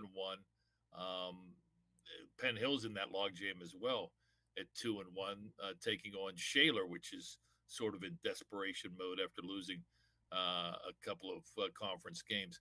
So, and then in the Allegheny 6 Conference, Bethel Park, South Fayette, one of the bigger games going on tonight. But again, that's going to come down to Week 9, and really that Bethel Park Peters Township game's going to be pretty huge. Could be a 2-way or even a possible 3-way tie for the chair of that Allegheny 6 Conference, Don. It's going to be fun to watch how that one plays out. Franklin Regional, the only team that's clinched, but they still need a win here tonight, or actually next week in Week 9 to get the outright Big East Championship. They got 3 great athletes there, quarterback, running back, and wideout, and Sarnik, Benza, and Hudak that have been really, really strong for the Panthers. But the Northeast, I mean, we didn't really mention, how does Central Catholic push forward after that magical, crazy finish with the blocked field goal, offensive return for a touchdown? Was it past the line? Was it not? That could be something that can spur them the rest of the way, but it could also fuel Penn Hills, the losing team. And, I mean, you're just glad in the end that it was non-conference. It doesn't matter who makes it into the playoffs in the end. But, Penn Hills is going to finish at Woodland Hills. That could be a big game to keep them at the top with Julian Duggar and Amir Key with their combination.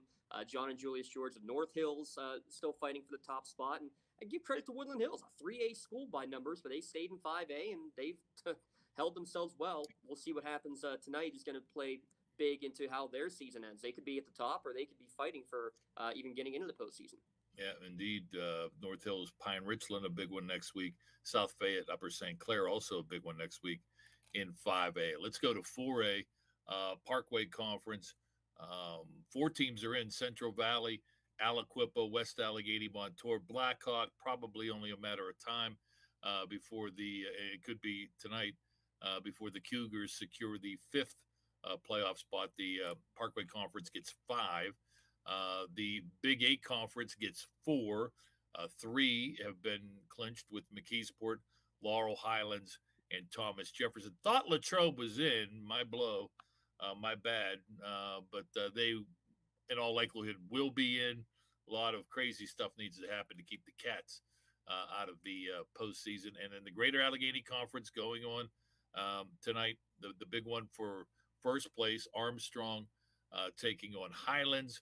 Another big one going on tonight as far as that 3 teams battling for the final 2 playoff spots. Hampton taking on Mars. They're currently tied with North Catholic for 3rd place. And then they play Highlands next week as well. So big stretch run here for Hampton. But yeah, that battle for first place in that Greater Allegheny Conference. Winner gets at least a share between Armstrong, and Highlands. And, you keep hearing about Caden Olson. Give some love to Chandler Timmons, a good dual-threat quarterback with 16 total touchdowns, and 2 others on that team with 10 total touchdowns. But you're looking at the Parkway, looking ahead to next week as well, where you're going to see Taquai Hayes, Brett Fitzsimmons, and Aliquippa versus Central Valley. Winner is going to be the number 1 seed. The question is, where will the loser of that game be? Will they be the 2? Will they be the 3? It's we'll have to look forward to that. The 3A Western Hills Conference. Avonworth is in. West Mifflin is in with a win over Hopewell tonight. South Park is in good shape. They have a non-conference game tonight. They could clinch depending on what happens elsewhere. Beaver also, if they could take care of business tonight at Quaker Valley, a big step toward and possibly clinching a playoff berth. Allegheny 6 Conference, Freeport is in. Shadyside Academy in. East Allegheny in with a win tonight. Deer Lakes in with a win tonight, or an East Allegheny win that would also clinch them a playoff berth. Interstate Conference, EF is in, Bell Vernon is in. Those 2 headed toward a showdown in Week 9. Southmoreland also back into the playoffs for the 3rd time after a nasty 40-year drought ended in 2019. Mount Pleasant knocking on the door. Yeah, but look at that Southmoreland Bell Vernon game tonight as being a big part for the seeding as well, Don. I think it's going to be one to watch for. A tough finish with Bell Vernon, Southmoreland, and EF to finish. And give some love to the Scotties. How about Ty Kefner with 16 touchdowns and 58 receptions on the year? Great numbers there for the Southern Scotties. We'll talk about the Northern Scotties in a minute. 2A Allegheny Conference, Steel Valley is in, Sarah Catholic is in, Ligonier Valley is also in. 2 more spots still up for grabs. MAC Conference, Beaver Falls in, Neshannock in, Western Beaver in, looking like Riverside and Mohawk will claim the final 2 playoff berths. And Mohawk, that would just add to that great story. And in the Century Conference, Stowe Rocks, Washington in, McGuffey, Keystone Oaks on the brink. KO, if they could beat Washington tonight, clinches. And then Washington hosts McGuffey next week, which will be big for that number 2 versus 3 spot potentially. Well, either way, no matter what. Steel Valley, Sarah Catholic, looking forward to that one in Week 9. How about the almost 2 quarterbacks now for Sarah Catholic approaching that 1,000 mark, passing the ball on the year. And in the MAC, you're going to have a big game between Beaver Falls and Western Beaver. If the Golden Beavers pull that one off, you have a 3-way tie for the top of the Midwestern Conference, and then you have fun trying to seed them as well. But just great battles, and this is going to be a deep, deep classification here in the playoffs. Very quickly, Class A Big 7, Laurel, Southside, Union, all in. Eastern Conference, Greensburg Central, Leechburg, Clareton in. Black Hills Conference, Bishop Canevin, Burgettstown in. Osh close for Cherry, closing in also on a playoff berth. Mapletown in from the Tri-County South, playing Monessen tonight for the conference championship. Monessen, California, Carmichael's in pretty good shape down the stretch. Southside Union is the big game tonight, Don. Winner of that one will have a home game in the playoffs. In Southside, they had Laurel last week, Union tonight, Rochester next week. Yeah. If they lose all 3, they could go from being, if they won all 3, they could have been a 1 or 2 seed. And if they end up losing these last 2, could be all the way down to a 13-14. Just craziness in that Big 7 conference. Tip my cap. James Dotson doing a great job, as he always does, filling in for Chris Harlan here on this week 8 edition of the Halftime Show on the Trib Live High School Sports Network.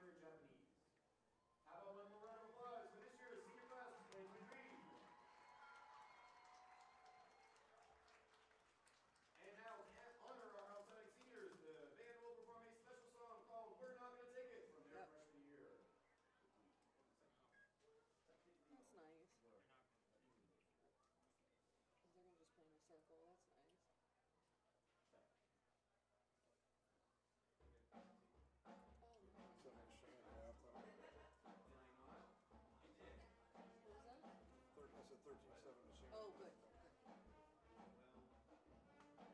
I was curious on that score.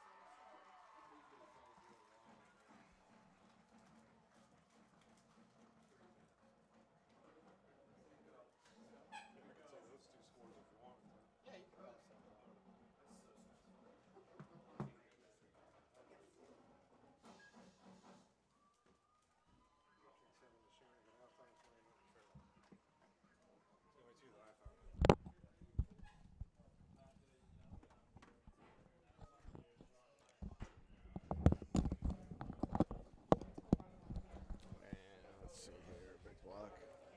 Is this one? This must be yours. Yep. Yeah.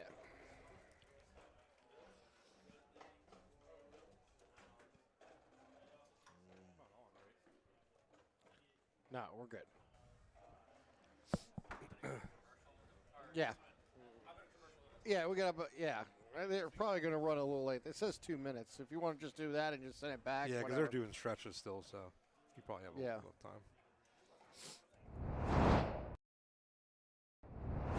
When the high school season heats up, make sure you have the best gear to support your school. Head to the Red Zone on Wilmington Road in the Shannock for all your county sporting apparel needs. From sporting goods to custom apparel to embroidery and more, the Red Zone has it all. Quality gear for all 8 schools in the County of Champions. Stop by and enter the Red Zone or visit them online at theredzzonesports.com. Score big at the Red Zone.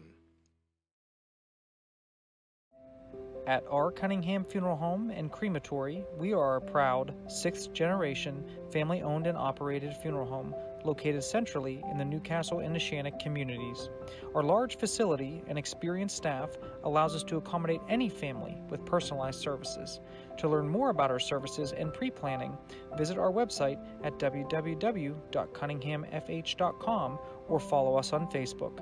Allow our family to help your family. In need of a lawyer? Contact Medore Bonner Law, a boutique firm offering tailored legal services in over 120 years legal experience. County residents with strong family ties to the community, Jason Medore and Michael Bonner, established Medore Bonner Law to provide clients with legal expertise and personal attention. Guided by their professional staff, you can feel confident your rights will be protected. Call attorneys Jason Medore or Michael Bonner, or visit MedoreBonnerLaw.com for more information.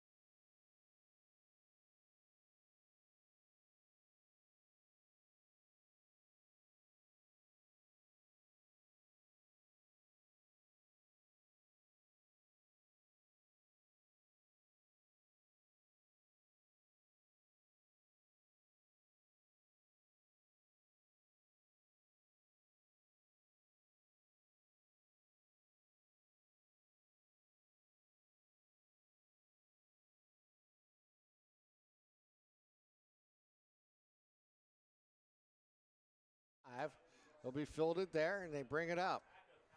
As they cross the 20, you're going to have room, flags down. Coming back. And it's going to go to the 50. He gets tripped up there around the 48-yard line. But a nice run back as Chastatina made the play. But I think we have a block in the back type scenario that opened that hole there for him. And we'll have to see what the officials determine here. But that filled the ball currently marked at the 49-yard line of Wilmington to start the second half here for Grove City. Officials certainly have taken their time talking about each call, for better or worse. And we're going to get a holding against the returning team in the Eagles. And they'll mark the ball from that spot of the foul, and it sets to 10 yards. So I think they're going to do that from the 32-yard line. So they'll have the ball around the 22-yard line. There we go. A couple of scores I want to pass along to you out there. Neshannock leading Elwood City 13-7 at halftime. And state-ranked Farrell in District 10 play is up 28-0 over Slippery Rock. And the out-of-town scoreboard is brought to you by the Crane Room. Call ahead and reserve a seat after the game or order ahead with takeout and curbside pickup. We'll tell you more about that after this play.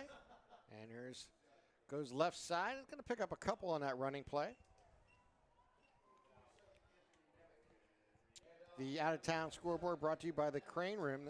Call ahead and reserve a seat after the game or place an order or takeout or curbside pickup. Dinner, homemade dessert, even a crowler to go.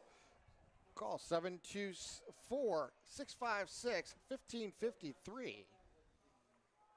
Here's the snap. They're going to run the sweep. He's going to reverse field, turn it up the side. Nice move there. Stomping on a dime and turning inside, picking up a few yards as Fenko was there for the stop. A lot of running for 1 yard. Bring up a third down here for Grove City. Third down and about 5 coming up here. Big play to open up the second half here for the Wilmington defense. See if Hunter they can get off the Holman field. looks over the defense. He's going to roll to his left. He'll fire on the move. Completes to the Lutz. He's going to get the first down. Makes a nice nifty move. Goes down the sideline. Cross midfield. And he's out of bounds around the 46-yard line. Obviously the first time I've seen Grove City in person this year. That Gavin Lutz is impressing me. He's got some good moves. The junior, 6 foot, 170-pounder there. Playing some big plays here for the Eagles. First down and 10 here for Grove City. Holman takes the snap. He's back to pass. Fire short side. Again on the screen. This time to Greer. Greer's going to get across the 50, or excuse me, down across the 45, down close to the 44-yard line.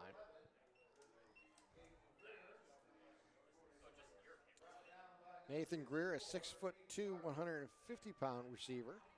Gardner on the stop there for Wilmington. This is an important defensive situation here for Wilmington. Down by 8, opening kickoff, Kevin. This is one of the things you really want to get them off the field as soon as you can. For sure, you definitely want to keep this a one-possession game as best you can here. Holman's going to keep on the keeper, and he'll gain maybe 2 on the play. A little extracurricular after the play there. Yeah. I think he just tripped, though. Nothing to be had there. No penalty. Another big third down coming up here for the Wilmington defense. Ball at the 43-yard line. You would think any kind of positive yardage here, we're probably in a 4-down situation. 4 receiver set. Wing on the right-hand side. Empty backfield here for Holman. He's back to pass. He's looking to run. He's going to keep, and he's going to be short of the sticks. He gets to about a 40-yard line. He'll pick up 3, but bring up 4th down and 2, and decision time coming up here for Grove City. If they get to that sack, that probably changes this play call here. You're probably looking at a punt. Willie Moore was on the play there for Wilmington. Holman was able to get out of that tackle, setting this up 4th down and 3. They're going for it. Trying to draw them off with a hard snap. The Greyhounds stay in their stance, so see how they handle this now. They run it. Holman on the move. He's looking to throw. He has a man open, completes it for the first down and goes down the sideline. It's Lutz again, and he's down to close to the 20-yard line. Gavin Lutz making the play over and over again. McConaughey on the stop for the Greyhounds. Gavin Lutz making a name for that LCAP Player of the Game award here.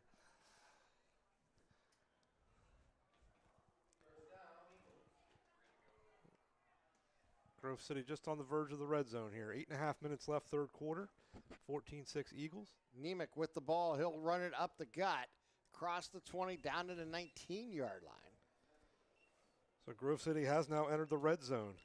Make sure you stop by the red zone on Wilmington Road in Neshannock for all of your county sporting apparel needs. Sporting goods, custom apparel, embroidery, and more. Holman looks over the defense, has 3 receivers in play. He's back to pass. He pumps. He fakes. He's going to throw to the corner. Dive for the ball. It's going to fall incomplete. I believe that was Lutz again. Yes, it was the intended receiver. Looking for the trifecta there. And that was James Hunter on the stop there for Wilmington. 3rd and 7 for Grove City, again inside the red zone. Red zone on Wilmington Road in Neshannock, voted best of the best in Lawrence County for uniform supply and silk screening. They're also currently hiring. Check out the red zone on Wilmington Road in Neshannock. 4 receivers set with the wing on the left. Empty backfield here for Holman. Blitz is on. He gets it out. Gear has it. Gear's going to be short of the sticks. That's and bring up 4th down. Same play they scored on back in the first half on that 88-yard touchdown. Wilmington was able to contain a little bit better there, setting up another 4th down. 4th and short. Grove City has a great kicker in Stuckio, but looks like they're going for it. Here we go, 4th down. Second time in this drive here for the Eagles. Boy, you really feel like at this point of the game, Tim, Wilmington needs this stop. Yeah. Coming up on 7 minutes left, third quarter. Here it is. Play clock down under 10. Holman looks over to defense. Takes the snap. He's back to pass. He'll fire into the corner. Complete inside the 5. And got 1 foot in. Yes, that was a great catch. Yeah. Just like the college rules, just need 1 foot in. Yes, and down at about the 3-yard line, it looks like. I'm trying to see exactly where they marked. Maybe the 2. The 2, yeah. Yeah. Worse than goal. James Hunter on the stop there again for the Greyhounds. Here we go. Handoff to Nemec. Nemec goes wide, left side. He's in there. He's going to be stuffed side. Wow. Yeah, wow. Great defense there by Wilmington to prevent the touchdown.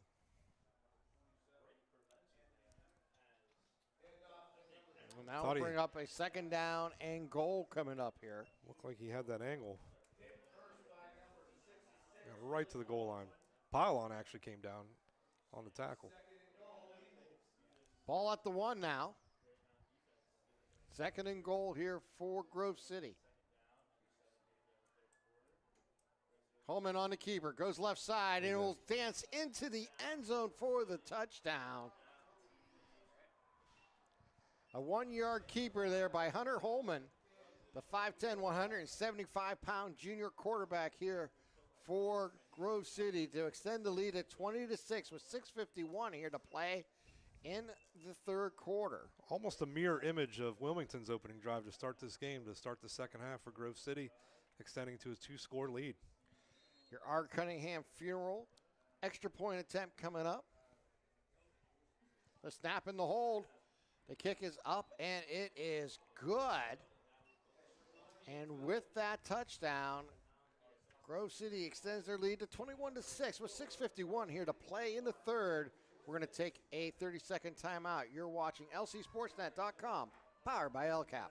For the most complete recap of Friday night's high school football action, tune in on your way home from the game to the WPIAL Scoreboard Show, only here on the Trib Live High School Sports Network. Hi, this is Don Rebel. Join me in a cast of thousands for all the scores with recaps from the top games, plus we highlight the night on the Trib Live Roundtable. That's the WPIAL Scoreboard Show after the game on Friday nights on the Trib Live High School Sports Network and at tribhssn.triblive.com. For more than 120 years, people have been relying upon Martindale Hubbell's AV preeminent rating to select their attorneys. If you're involved in a workers' compensation situation, you should do the same. LGKG has been AV rated for over 40 years. That extra point was brought to you by Cunningham Funeral Home. And Cunningham Funeral Home understands the importance of our pets and the impact they have on our lives. Visit their on-site pet crematory and ensure that your pet is cared for and loved with compassion they deserve.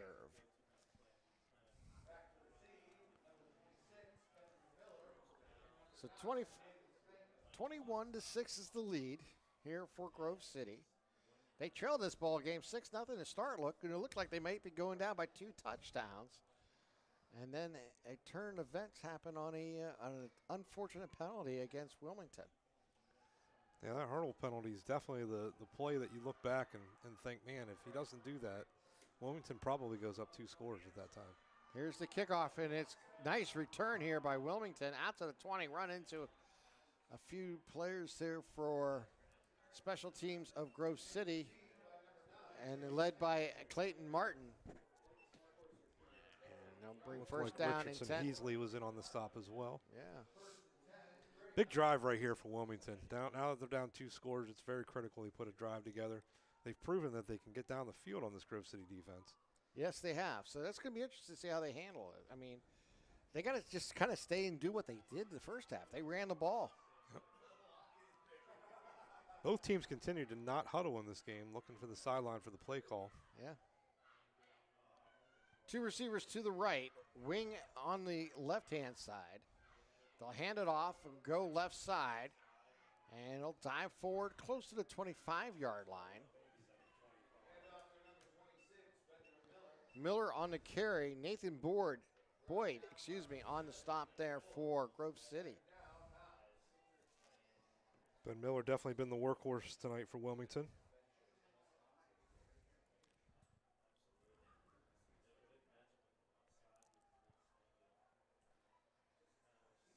Wilmington. Tough McConaughey underneath. Oh, he's actually in shotgun. They'll bring one in motion, a low snap, and the ball's loose. And Grove City may have come up with this. We'll have to sit up. Got it back. First time they went in shotgun tonight, and almost disaster.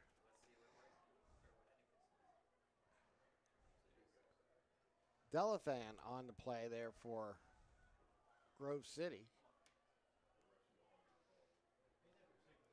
Oh, and this that negative play puts them in a 3rd and long now. Yeah. Although they haven't, I'm not sure what the delay is, unless they're talking about who has the ball.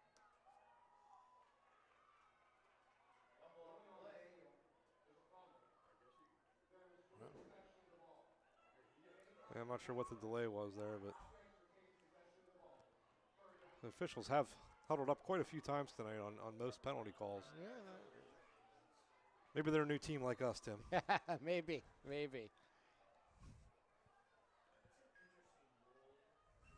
McConaughey looks over the sideline. He's in shotgun. 4 receivers set. He's back to pass. He's going to look to set up the screenplay, and it's going to be deflected and knocked down. His intended receiver was Miller. Might have had something there, Tim, if it weren't for that deflection. He had a block out, number 74 out there for Wilmington. Jacob Coulter had the block ready to go to set up a big play. Fortunately, it was deflected at the lines. It was a quick 3-and-out for Wilmington. And worst case scenario there for Wilmington. Trailing now by 2 touchdowns. And a short field coming up here possibly for Grove City. Here's the kick. It's a line drive kick. It's going to bounce to the 49-yard line. They'll take it right up the middle. Lutz has it, cuts outside. He's going to move it down and out of bounds inside the 30. Gavin Lutz has had a big There's a flag game. on the play. Milliron was came in on the stop. pretty late, almost at the original line of scrimmage.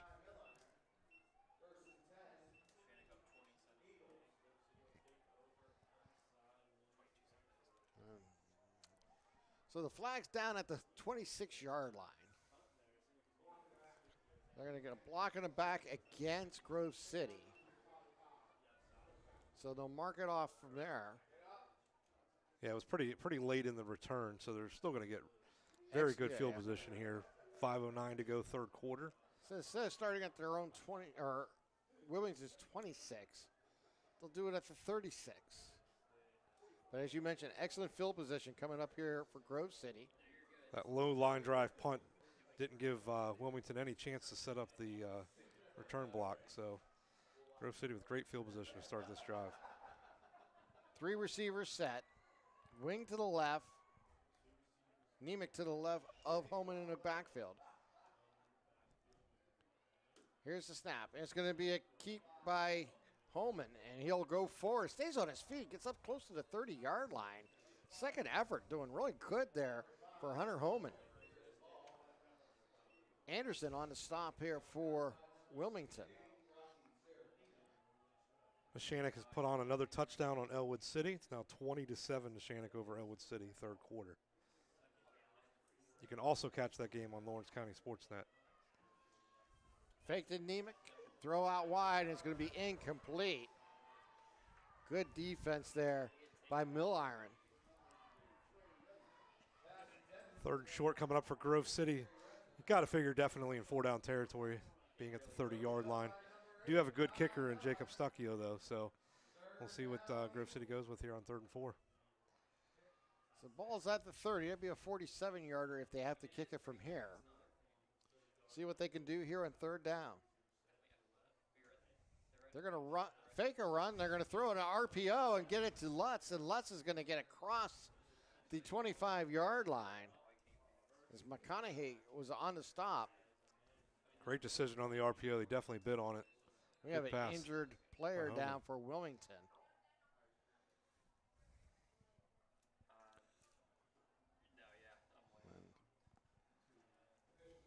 Trying to look to see who that is that's down for Wilmington right now. Tell you as soon as we're able to.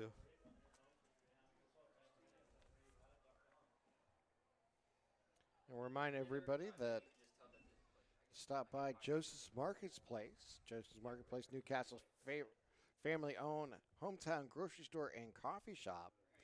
Check out their daily specials at their new cafe and bakery and follow them on Facebook to see what's cooking today. Joseph's Marketplace, family-owned and operated since 1915. We just got confirmation that is Michael Christina that's down on the field for Wilmington right now. Number 2, the outside linebacker. 6 foot, 190 senior. Only one of 4 seniors on this team, Tim, for Wilmington. Very, very young team. Obviously, they're a little bit of a transition year this year. Yeah. Usually one of the favorites in District 10, year in and year out. It's like a lot of deep playoff runs recently. Runner-up for a state title back in 2016 was Wilmington. It's like they might be stretching him out a little bit. Hope it's just a cramp. We'll have to wait and see. Stay refreshed and enjoy a hot or cold water with a click of a button. Enjoy a cup of coffee or bottom-loading water cooler option. Get 3 free bottles and the first month of a cooler rental free when you sign up with Penn, Ohio. Penn, Ohio bottled water delivery. While we're still waiting here, 4.5 minutes to go, third quarter, 21-6 Grove City. Last time Grove City beat the Greyhounds was back on September 6, 2013 here in New Wilmington. That day is an interesting story, Tim. Wilmington actually had to wear their white jerseys, their white road jerseys, due to a shipment delay regarding their new home jerseys that year. So they were wearing their road jerseys back in 2013 when they lost to Grove City. That's interesting. You hear about those stories once in a while, where you get delayed in shipping. And at least they have the road jerseys here. Otherwise, I mean, sometimes you see. They probably had the same ones that they had the previous year. They're just going to use on the road. They had new home ones. Good to see. He's going to get up and walk off on his own power. So that's fantastic to see there. That is Michael Christina. Christina, Definitely got a slight limp. Not sure you can make it back in, but could be a cramp. See how it plays out for him. So it'll be 1st down and 10 coming up here for Grove City. 3 receivers set, 2 to the left, 1 to the right. Nemec in the backfield to the left side of Holman. Fake to Nemec, throw on a slant, get it to Greer, or is that Lutz? I'm not sure. That was Greer on the reception, and he's going to get it close to the sticks for another first down. Grove City back inside the red zone. Spirit Sales can help raise big money for your organization. Fill out a form and the Red Zone does the rest. Visit them online at theredzonesports.com and see how your group can score big at the Red Zone. Holman. Under pressure, he's going to take it up the middle. Holman going to go right side, and he's going to get inside the 10. Should be enough for a first down. Had to get to the 9 for the first down, and it looked like that's about where he's at. Right at the line. Serafino on the stop there for Wilmington. I stand correct. It's actually second and goal, Tim. They did get the first down on the previous play. Usually they put the sticks down. Yeah, they usually put them down. Yeah. They look, and now that I'm looking at it, they're not 10 yards apart. But no, they're not. We're on the other side of the 50, ladies and gents, so we're a little bit further away from it. Not quite Kentucky, though. No. Shout out to my brother down in Bowling Green, Kentucky. We got listeners in Kentucky tonight for some District 10 football. How about that? I know we get people from all over the world watching lcsportsnet.com. There is a timeout on the field, and this timeout is brought to you by Ponchos Insurance, another Ponchos Insurance timeout.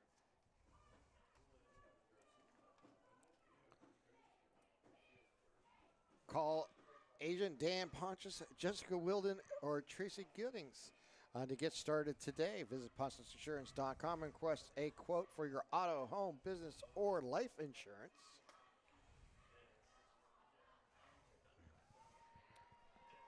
Definitely have to keep an eye out on our big block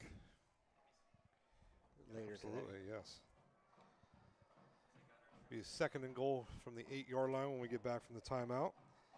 Again, Grove City's inside the red zone. Make sure you stop by the red zone on Wilmington Road in Neshannock for all your county sporting apparel needs. Sporting goods, custom apparel, embroidery, and more. Voted best of the best in Lawrence County for uniform supply and silk screening. Red Zone is also currently hiring. Spirit Sales can help raise big money for your organization. Fill out a form and the Red Zone does the rest. Visit them online at theredzonesports.com and see how your group can score big at the Red Zone. All right, here we go. Second down and goal here for Grove City. And we got another stoppage in play. And the officials will huddle on the far side of the field around the 10-yard line. We got another timeout? Or are we just remarking the ball? Yeah. Oh, that's what they wanted. They wanted to put the sticks down. There you see? See, now they did. They should have did that to us 2 plays ago, right? Exactly. Yeah, wait. Hey, better late than never. You know, better late than never. 3 receivers set here for Holman.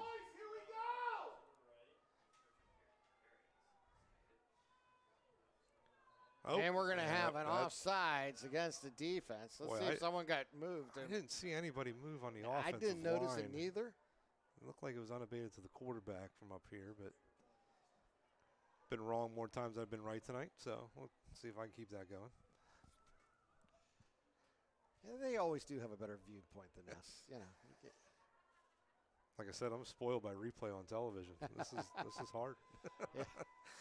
Well, and 5-yard walk-off for offsides. There you go. Or excuse me, for a false start. And it'll be second and goal now from the 13-yard line. That's why the men in stripes are down there, and I'm up here. That's exactly it. Nemec will be to the right of Holman in the backfield. He's back to pass. He's looking right, left side, fired to the end zone, touchdown. Believe it. Grove City scores. Again. It may be. Couldn't quite see the number. I believe it was Lutz again. Yes, it was. It was Gavin Lutz. That's his 3rd touchdown here of this ball game. He's just been all over the field offensively. And it's now time for our Cunningham Funeral extra point attempt. Specializes in funerals and cremation service as well as pre-planning. That's our Cunningham Funeral Home. You can catch them online at cunninghamfh.com. Here's the kick. It is up and it is good. So with that R. Cunningham extra point, it's now 28-6 with 3:09 here to play in the quarter. We're going to take a 30-second timeout. You're watching LCSportsNet.com, powered by LCAP. For 20 years, Melee Chiropractic has treated athletes of all ages to help them get safely back to the top of their game. Melee Chiropractic has 3 full-time doctors in their office, and all 3 are former area athletes who have had to battle injuries throughout their careers. They want to help you get safely back on your feet. But more importantly, help stop the injuries before they happen. Prehab before you rehab. Attention all high school student athletes. During your sports season, a $25 visit to the Melee Chiropractic office includes an adjustment and/or all therapies necessary. From the athletes of tomorrow to the weekend warriors and everything in between. Let Melee Chiropractic keep you in the game.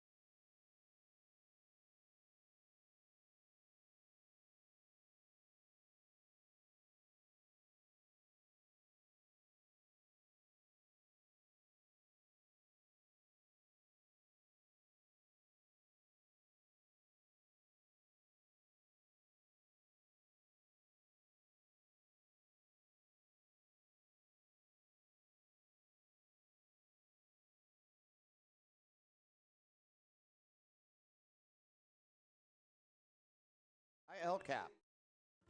Just like going to the doctor, our homes need a checkup too. If your home is not properly weatherized, you could be at risk for symptoms that cause unhealthy ailments and higher utility bills. The Weatherization Assistance Program is the key to reducing utility costs and increasing comfort in your home. Services include an in-home energy audit to inspect your furnace and hot water tank, check for air sealing around windows and doors, and ensure adequate insulation and ventilation. Learn more at lcap.org or call the Department of Healthy Homes to get your checkup today.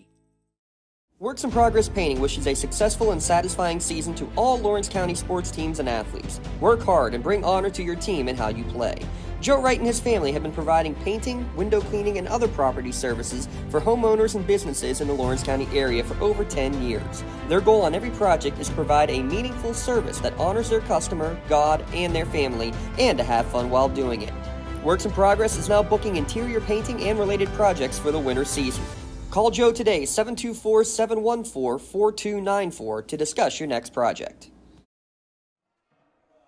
12 minutes on the clock as we enter the fourth quarter here at Wilmington. With the score 28-6, Grove City in the lead. Grove City now go right to left on your devices here tonight. And they'll send 4 receivers in pattern, 3 to the right, 1 to the left. Wing on the left-hand side, or right-hand side, excuse me. High snap for Holman. Goes back to pass. He's looking. He's going to roll out. He tucks it underneath. He's going to run with it. To the 40. Cuts back inside to the 35. Down to the 30. Gets the first down and all the way down to the 25-yard line goes Hunter Holman, the 5'10", 175-pound quarterback, making some nice individual plays on that one. Great blocking there by Grove City. Gave him plenty of time to look for the pass protection, and then when he took off to run, a couple more big blocks, laying the foundation for this team. Don't let just anybody lay the foundation for your business. Visit doranconcrete.com for your free estimate today. When it comes to your residential or commercial concrete services, you need a team you can rely on. Call Doran Construction for your free estimate today. Here's the snap. Oh, we're going to have movement before the snap. That's going to cost Grove City 5.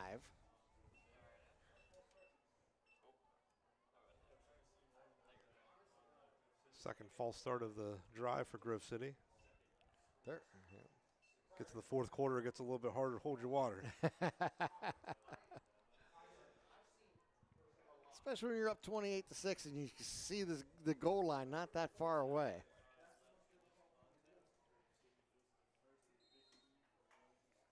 The Shannock has tacked on another touchdown. They're now 26-14 on Elwood City. Southside leading Union 28-0. Halftime was the last score update we had for that game. 3 receivers in pattern with the wing on the right-hand side here for Holman.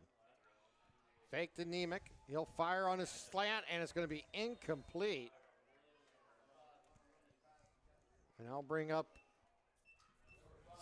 second down and 15. Christina on the stop there for Wilmington.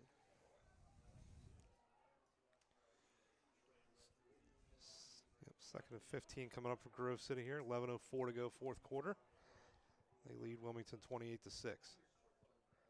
Empty backfield, 5 receivers in pattern here for Grove City. Holman takes the snap. He's looking. He's going to set up a screen for Greer.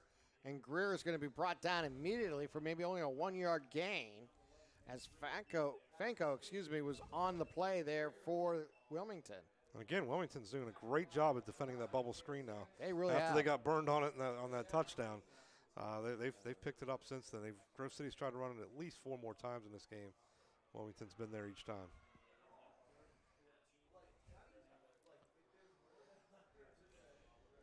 Three receivers to the right, 1 to the left. Empty backfield again here for Hunter Holman. He's back to pass. He's looking right side. He fires down the middle, has a man. It's Lutz, and he gets it inside the 5. I tell you what, Holman took a big hit on the backside of that. Still able to deliver it. Got right back up, too. That was a hard hit right as the ball was thrown. Great pass and catch again. These two, Holman and Lutz, have just hooked up tonight. They have looked great here tonight.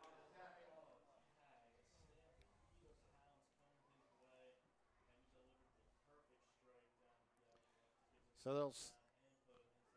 get the play in from the sideline as they enter the red zone one more time here.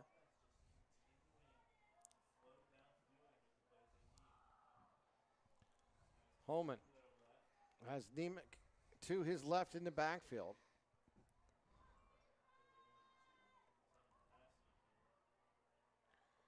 So let the play clock wind down. 15 seconds still to play. 9:40 on a moving clock here in the fourth quarter. 28-6. Grove City with the lead. This right here is where it's really hard to hold your stance. Hold your stance here. Exactly. Holman takes the snap, gives it fake to Nemec. He'll keep. Holman goes left side, gets in, stretches for the goal line. Down. Yeah, he's going to be down inside the 1, yes. You reach for it, but that knee hit right at the 1 yard line before he could stretch out. Got the ball over the plane, but he was down before. Ben Miller was there for Wilmington to prevent that touchdown. Grove City once again inside the red zone. Make sure you stop by the red zone on Wilmington Road in Neshannock for all your county sporting apparel needs. Sporting goods, custom apparel, embroidery, and more. Voted best of the best in Lawrence County for uniform supply and silk screening. Here we go. Second down and goal here for Grove City. Nemec to the right of Holman in the backfield. Again, down to 5 seconds on the play clock. Great job running down to 1. Here's the handoff to Nemec. Goes into the end zone. Did he get it? Waiting for a single. They're going to say he's down, just short of the goal line. One official says one touchdown, official on the far side. And the one on the near side was pointing down. So we'll have to wait and see what the official call. Yeah, the one close. Now the referee is going to signal touchdown. Say touchdown, yes. Okay. Interesting. Looked like he might have been down from up here. And like I said, the line judge that was the closest to the play called him down. Yeah, and that's what Wilmington's coach is going to go out and ask, because now the one line judge here on the left side was pointing to it was short. You know, it was interesting. They fuddled up a lot in this game on penalty calls. But not here. Not here. And you would think they would want the opinion of the guy that was the closest to the play. Maybe the back judge has seen it well, and he confirmed it. And I can understand the frustration there. Yeah. If you're Wilmington's head coach, you want an explanation. They're not going to change their decision. It's a touchdown. And now the Art Cunningham extra point coming your way.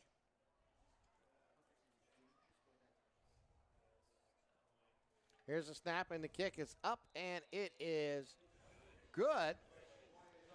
To learn more about their services and pre-planning, visit their website at cunninghamfh.com. Follow them on Facebook.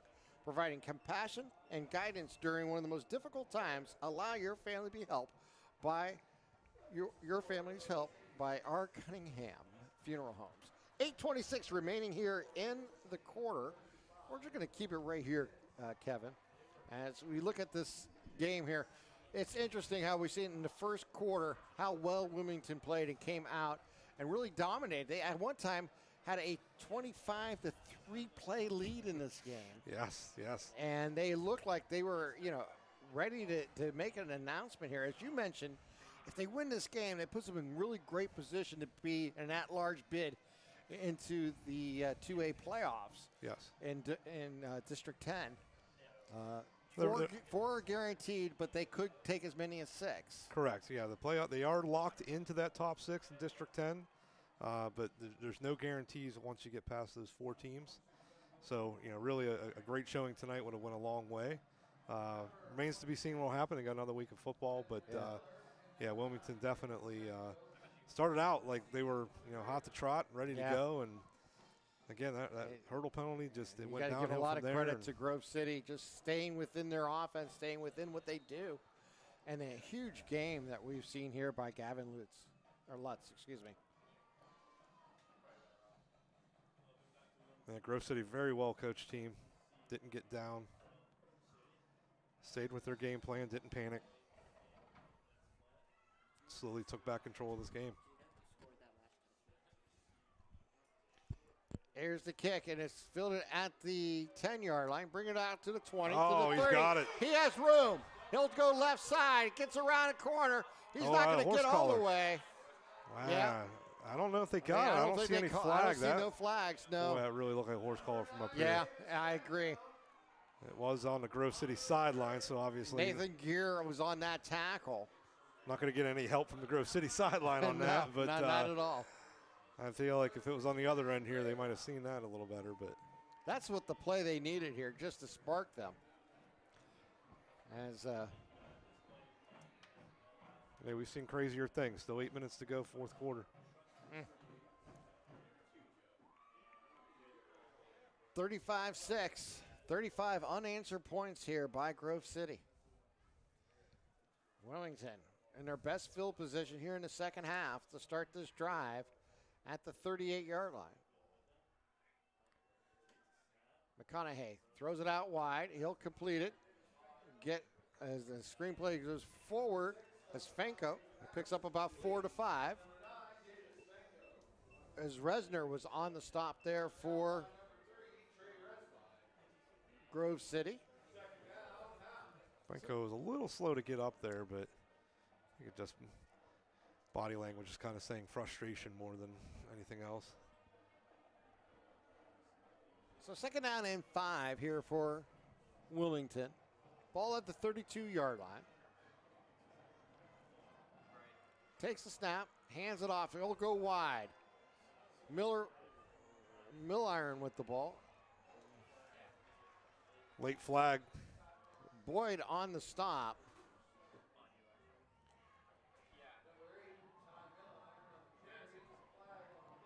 So we do have a flag on the play.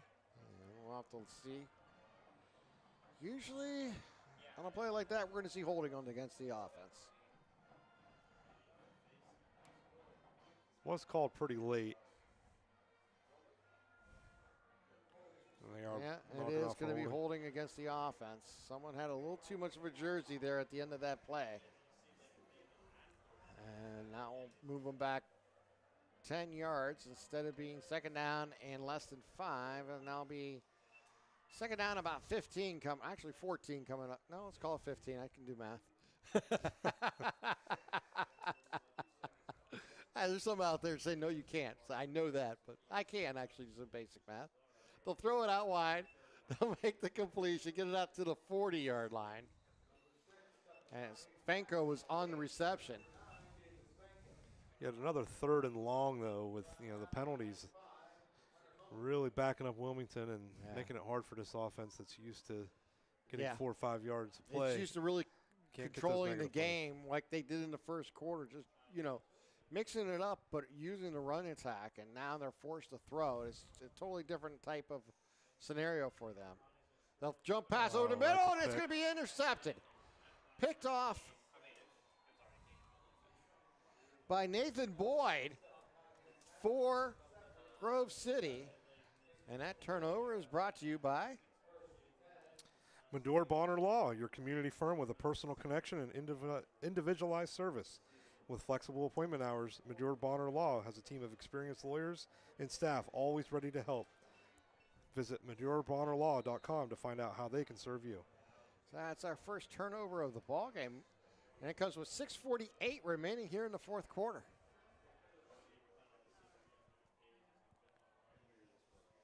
Shannock has now opened up their lead to 32-14 over Elwood City in the fourth quarter. So Nathan Boyd has had a big game here. Defensively, we've mentioned his name quite often here tonight for Grove City. Came up with that interception. I'll hand it off.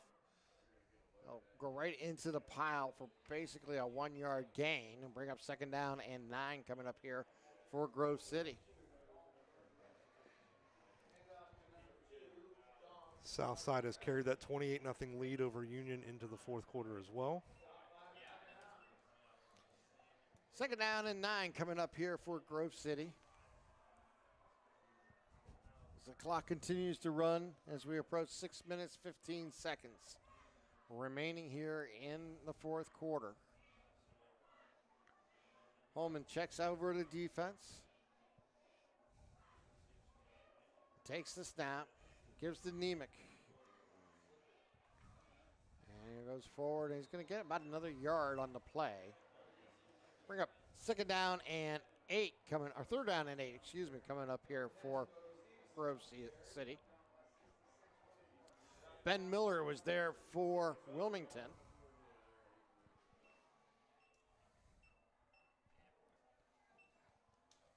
Grove City 5.5 minutes away from picking up their 8th win against Wilmington all time.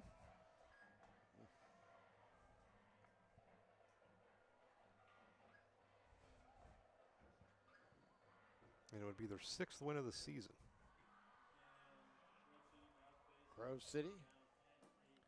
Hunter Homan takes the snap, and they'll hand it off. They'll go forward. They'll get it up for another couple of yards, and they'll keep the clock moving and bring up 4th down. And punting situation most likely here for Grove City, even though they have the big lead. Yeah, under 5 minutes to go. Definitely play the field position game at this point. Don't want to give them any kind of spark to let them back in it.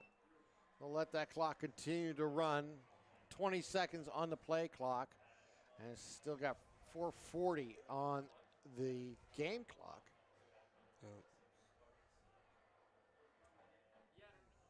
See if they take it down and just call a timeout here. 6 seconds, plenty of time to get this play off if they choose to. They're a little discombobulated. They weren't ready. Yeah, I think that was the design, just to take time off the clock and call a timeout. And that timeout was brought to you by Pontius Insurance. Dan Pontius and Pontius Insurance agents. Find them online at pontiusinsurance.com.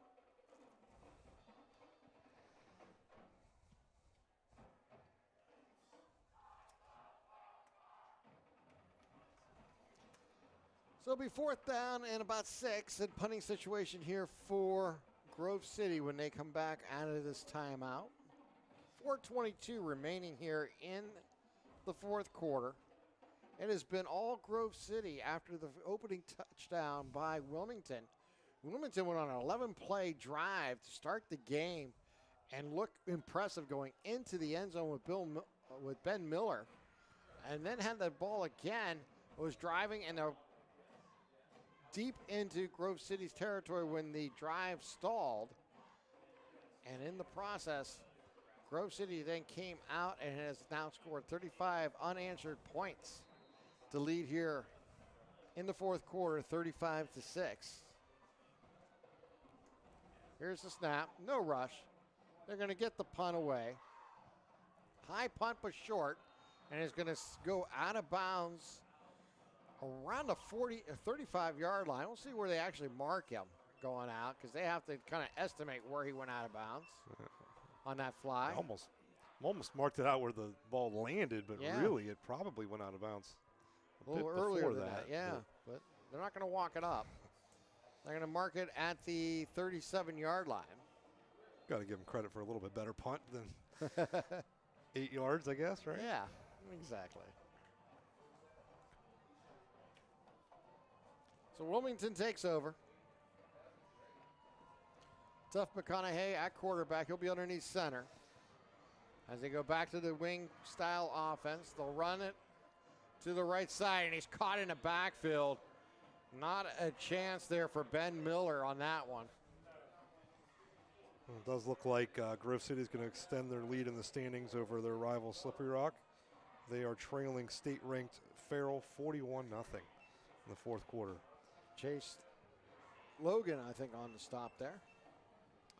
By the way, our out-of-town scores are brought to you by the Crane Room Grill. Call ahead and reserve your seat after the game or place an order for takeout curbside pickup. Dinner, homemade desserts, even a crowler to go. Call to place your order at 724-656-1553. Again, it'll be McConaughey on the move. He fires across his body and falls incomplete. Had a couple receivers there, including Ben Miller, but unable to make that reception. Was either Milliron or Miller. I actually think the pass was intended for Milliron. Ben Miller had the better shot at catching it. He got his hands on the ball, but I actually think the pass was intended for Milliron the way the two routes were run. A couple of drops now for Wilmington in their last few possessions. Another 3rd and long. Yeah, there's been a lot Too here in many the of second those. half for Wilmington. There's no question about it. Down to 3:29 left in the game. 35-6 Grove City. Caleb Rossi just checked in now for Wilmington. They'll run the ball, and is Believe Miller, and he's just going to get maybe a yard. That was kind of a wave the white flag situation there, I think. Yeah, it was, unfortunately. Wolf on the stop there for Grove City. That gets the clock moving again after that incompletion on third down.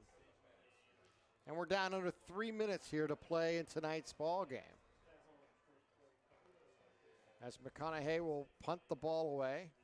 High snap, but he's going to get a kickoff, no rush. Nice high driving kick. Be fielded at the 45 on a fair catch. That'll be first down and 10 coming up here for Grove City at their own. They're going to mark it at the 46-yard line. And they'll bring us down to about, well, we got 2:49 left here. And remind everybody, we do have our player and play of the game coming up after this game, so you want to stay tuned for that. Of course, the Melee Chiropractic play of the game and the ALCAP player of the game awards will be coming your way. I have a feeling that might be a pretty easy decision, but yeah, I guess I got a couple keep suggestions. the suspense going for the next 2:49. High snap, and they'll hand it off, and they'll go outside to the 40, and he'll get close to the 45 when he gets his legs take underneath him by Falco. Falco made a nice play on that one, and they'll bring up a second down and 2 coming up here.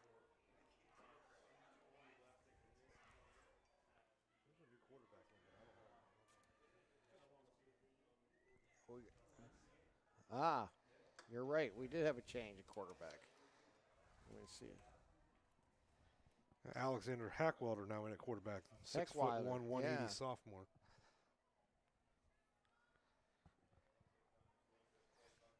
Apologize for the delay there, folks. We didn't have looking for the in-depth Grove City roster in front of us this whole game. We were working off the starter list. And they're going to hand it off and go right side. Going to pick up a couple, maybe get back to the line of scrimmage, excuse me on that one, but we'll bring up third down. As we get some of the junior varsity players coming in and out for both teams, trying to get some varsity playing time here. That was Bodie Stevenson that got the carrier there. 5'9", 175 junior.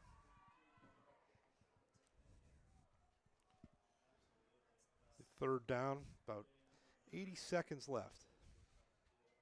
This is enough for a few more plays. Down to 10 seconds here on the play clock. They may not get this one off. Down to 4. We'll see if they can. 2, 1, Impressive. and they got it just in time. I'll hand it off, and it'll get close to the sticks, just shy of the first down marker. That was one of those situations, like they say on the pros, you're looking at the play clock, and if it's 0, you look over, and if the play's running, they let it go. That's exactly what that scenario was there. 4th down and 1 coming up here for Grove City. Great use of the play clock. Yep. By Hackwelder. We're down to probably one final play, and we're down under 35 seconds here to play in tonight's 4th quarter. Grove City will need to pick up this first down if it will be the last play. Otherwise, Wilmington will take over. Hunter Holman is not in the ball game. It is Heckweiler. And he will hand it off, and they're going to stop him in the backfield. They haven't stopped the clock yet. 10 seconds left, so Wilmington will have time for a play or two. Yep, that change of possessions on 4th down. And they'll give them one play here. For Wilmington, as they will come onto the field. That change of possessions brought to you by Madure Bonner Law. Make sure you protect your possessions. With a local firm with deep ties in the community, visit MadureBonnerLaw.com to find out how they can serve you. And once they get the the ball in play. They can blow the whistle and we can get going here. Just a few seconds left in tonight's game. I want to thank Ashley and Colby running the cameras here tonight. Dom, our producer. Spencer and Logan works on the X and O's and spottings tonight. Much appreciated to everybody involved. And they're going to pitch it out wide, and they'll trap them in the backfield, and that will do it. Do it. As we're going to come down to triple zeros on the clock. And final score 35-6. Grove City wins on the road against Wilmington. And we'll be back right after this. You're watching LCSportsNet.com, powered by LCAP. Whether you're hosting a big party, it's family dinner night, or you just need a place to go and watch the big game, the Crane Room Grill is the place to be. Need that something special for your upcoming event? Ask about the CR Brewing Company's custom brewing options to give your big day that personalized touch that your guests will never forget. Visit craneroom.com to see their full menu, or call in your takeout order now at 724-656-1553. The Crane Room Grill and CR Brewing Company, a winning combination. For 20 years, Melee Chiropractic has treated athletes of all ages to help them get safely back to the top of their game. Melee Chiropractic has 3 full-time doctors in their office, and all 3 are former area athletes who have had to battle injuries throughout their careers. They want to help you get safely back on your feet. But more importantly, help stop the injuries before they happen. Prehab before you rehab. Attention all high school student athletes. During your sports season, a $25 visit to the Melee Chiropractic office includes an adjustment and/or all therapies necessary, from the athletes of tomorrow to the weekend warriors and everything in between. Let Melee Chiropractic keep you in the game. In workers' compensation, my clients are oftentimes not receiving their wage loss. They're not receiving their medical expenses. LGKG, they come to us so that we can put them in a position to pay their bills. If we're keeping our promises, our clients are getting the justice they deserve. For more than 120 years, people have relied on Martindale Hubbell's preeminent rating to select their attorneys. If you've been involved in an automobile accident, you should do the same. At LGKG, we have been preeminently rated for over 40 years. I feel like. Welcome back here to Wilmington as the Grove City Eagles come away with a 35-6 win over the Greyhounds from Wilmington here tonight, and a impressive outing here by Grove City, Kevin, as 35 unanswered points as they fell down early in this ball game, 6-0 to Wilmington. Yeah, as we were mentioning, Wilmington had 25 of the first 28 plays of this game. But Grove City hit that big bubble screen, an 88-yard touchdown that got them off and running, and they never looked back. Wilmington can never seem to get it back. All right, it's now time for our Melee Chiropractic Play of the Game. Melee Chiropractic is proud to present the Play of the Game award to Nathan Boyd of Grove City. Melee Chiropractic and the Lawrence County SportsNet is proud to honor Nathan Boyd for tonight's Play of the Game, as he'll receive a customized T-shirt from the Red Zone in recognition of tonight's Play of the Game. A standout video tonight will be featured on the Triple Live High School Sports Network and standout platform in Twitter and Instagram. To view tonight's Melee Chiropractic Play of the Game and a full list of this season's Play of the Games, go online to lcsportsnet.com and click on Play of the Game. Congratulations again to Nathan Boyd, who had the interception tonight in the fourth quarter for to earn tonight's Melee Chiropractic Play of the Game. Let Melee Chiropractic keep you in the game. And our LCAP Player of the Game Award, the Lawrence County Community Action Partnership is proud to present the Player of the Game Award to Gavin Lutz of Grove City. LCAP and the Lawrence County SportsNet are proud to honor Gavin for tonight's Player of the Game. Gavin Lutz will receive a customized T-shirt courtesy of the Red Zone in recognition of being named tonight's Player of the Game. To view the full list of this year's Players of the Game, go online to lcsportsnet.com and click on Player of the Game. So congratulations again to Gavin Lutz. 3 touchdowns tonight for Grove City, including an 88-yard bubble screen for their first score of the game. Gavin Lutz, tonight's LCAP Player of the Game. LCAP, changing lives. making his debut and doing a terrific job tonight, my partner and Kevin Blackon. And just take a moment, Kevin, what you thought about your first day? It was definitely nerve-wracking, Tim.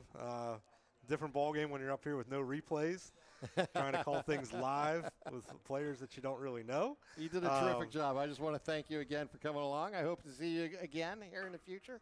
Really enjoyed it here tonight. I want to thank Dom, doing a great job producing once again.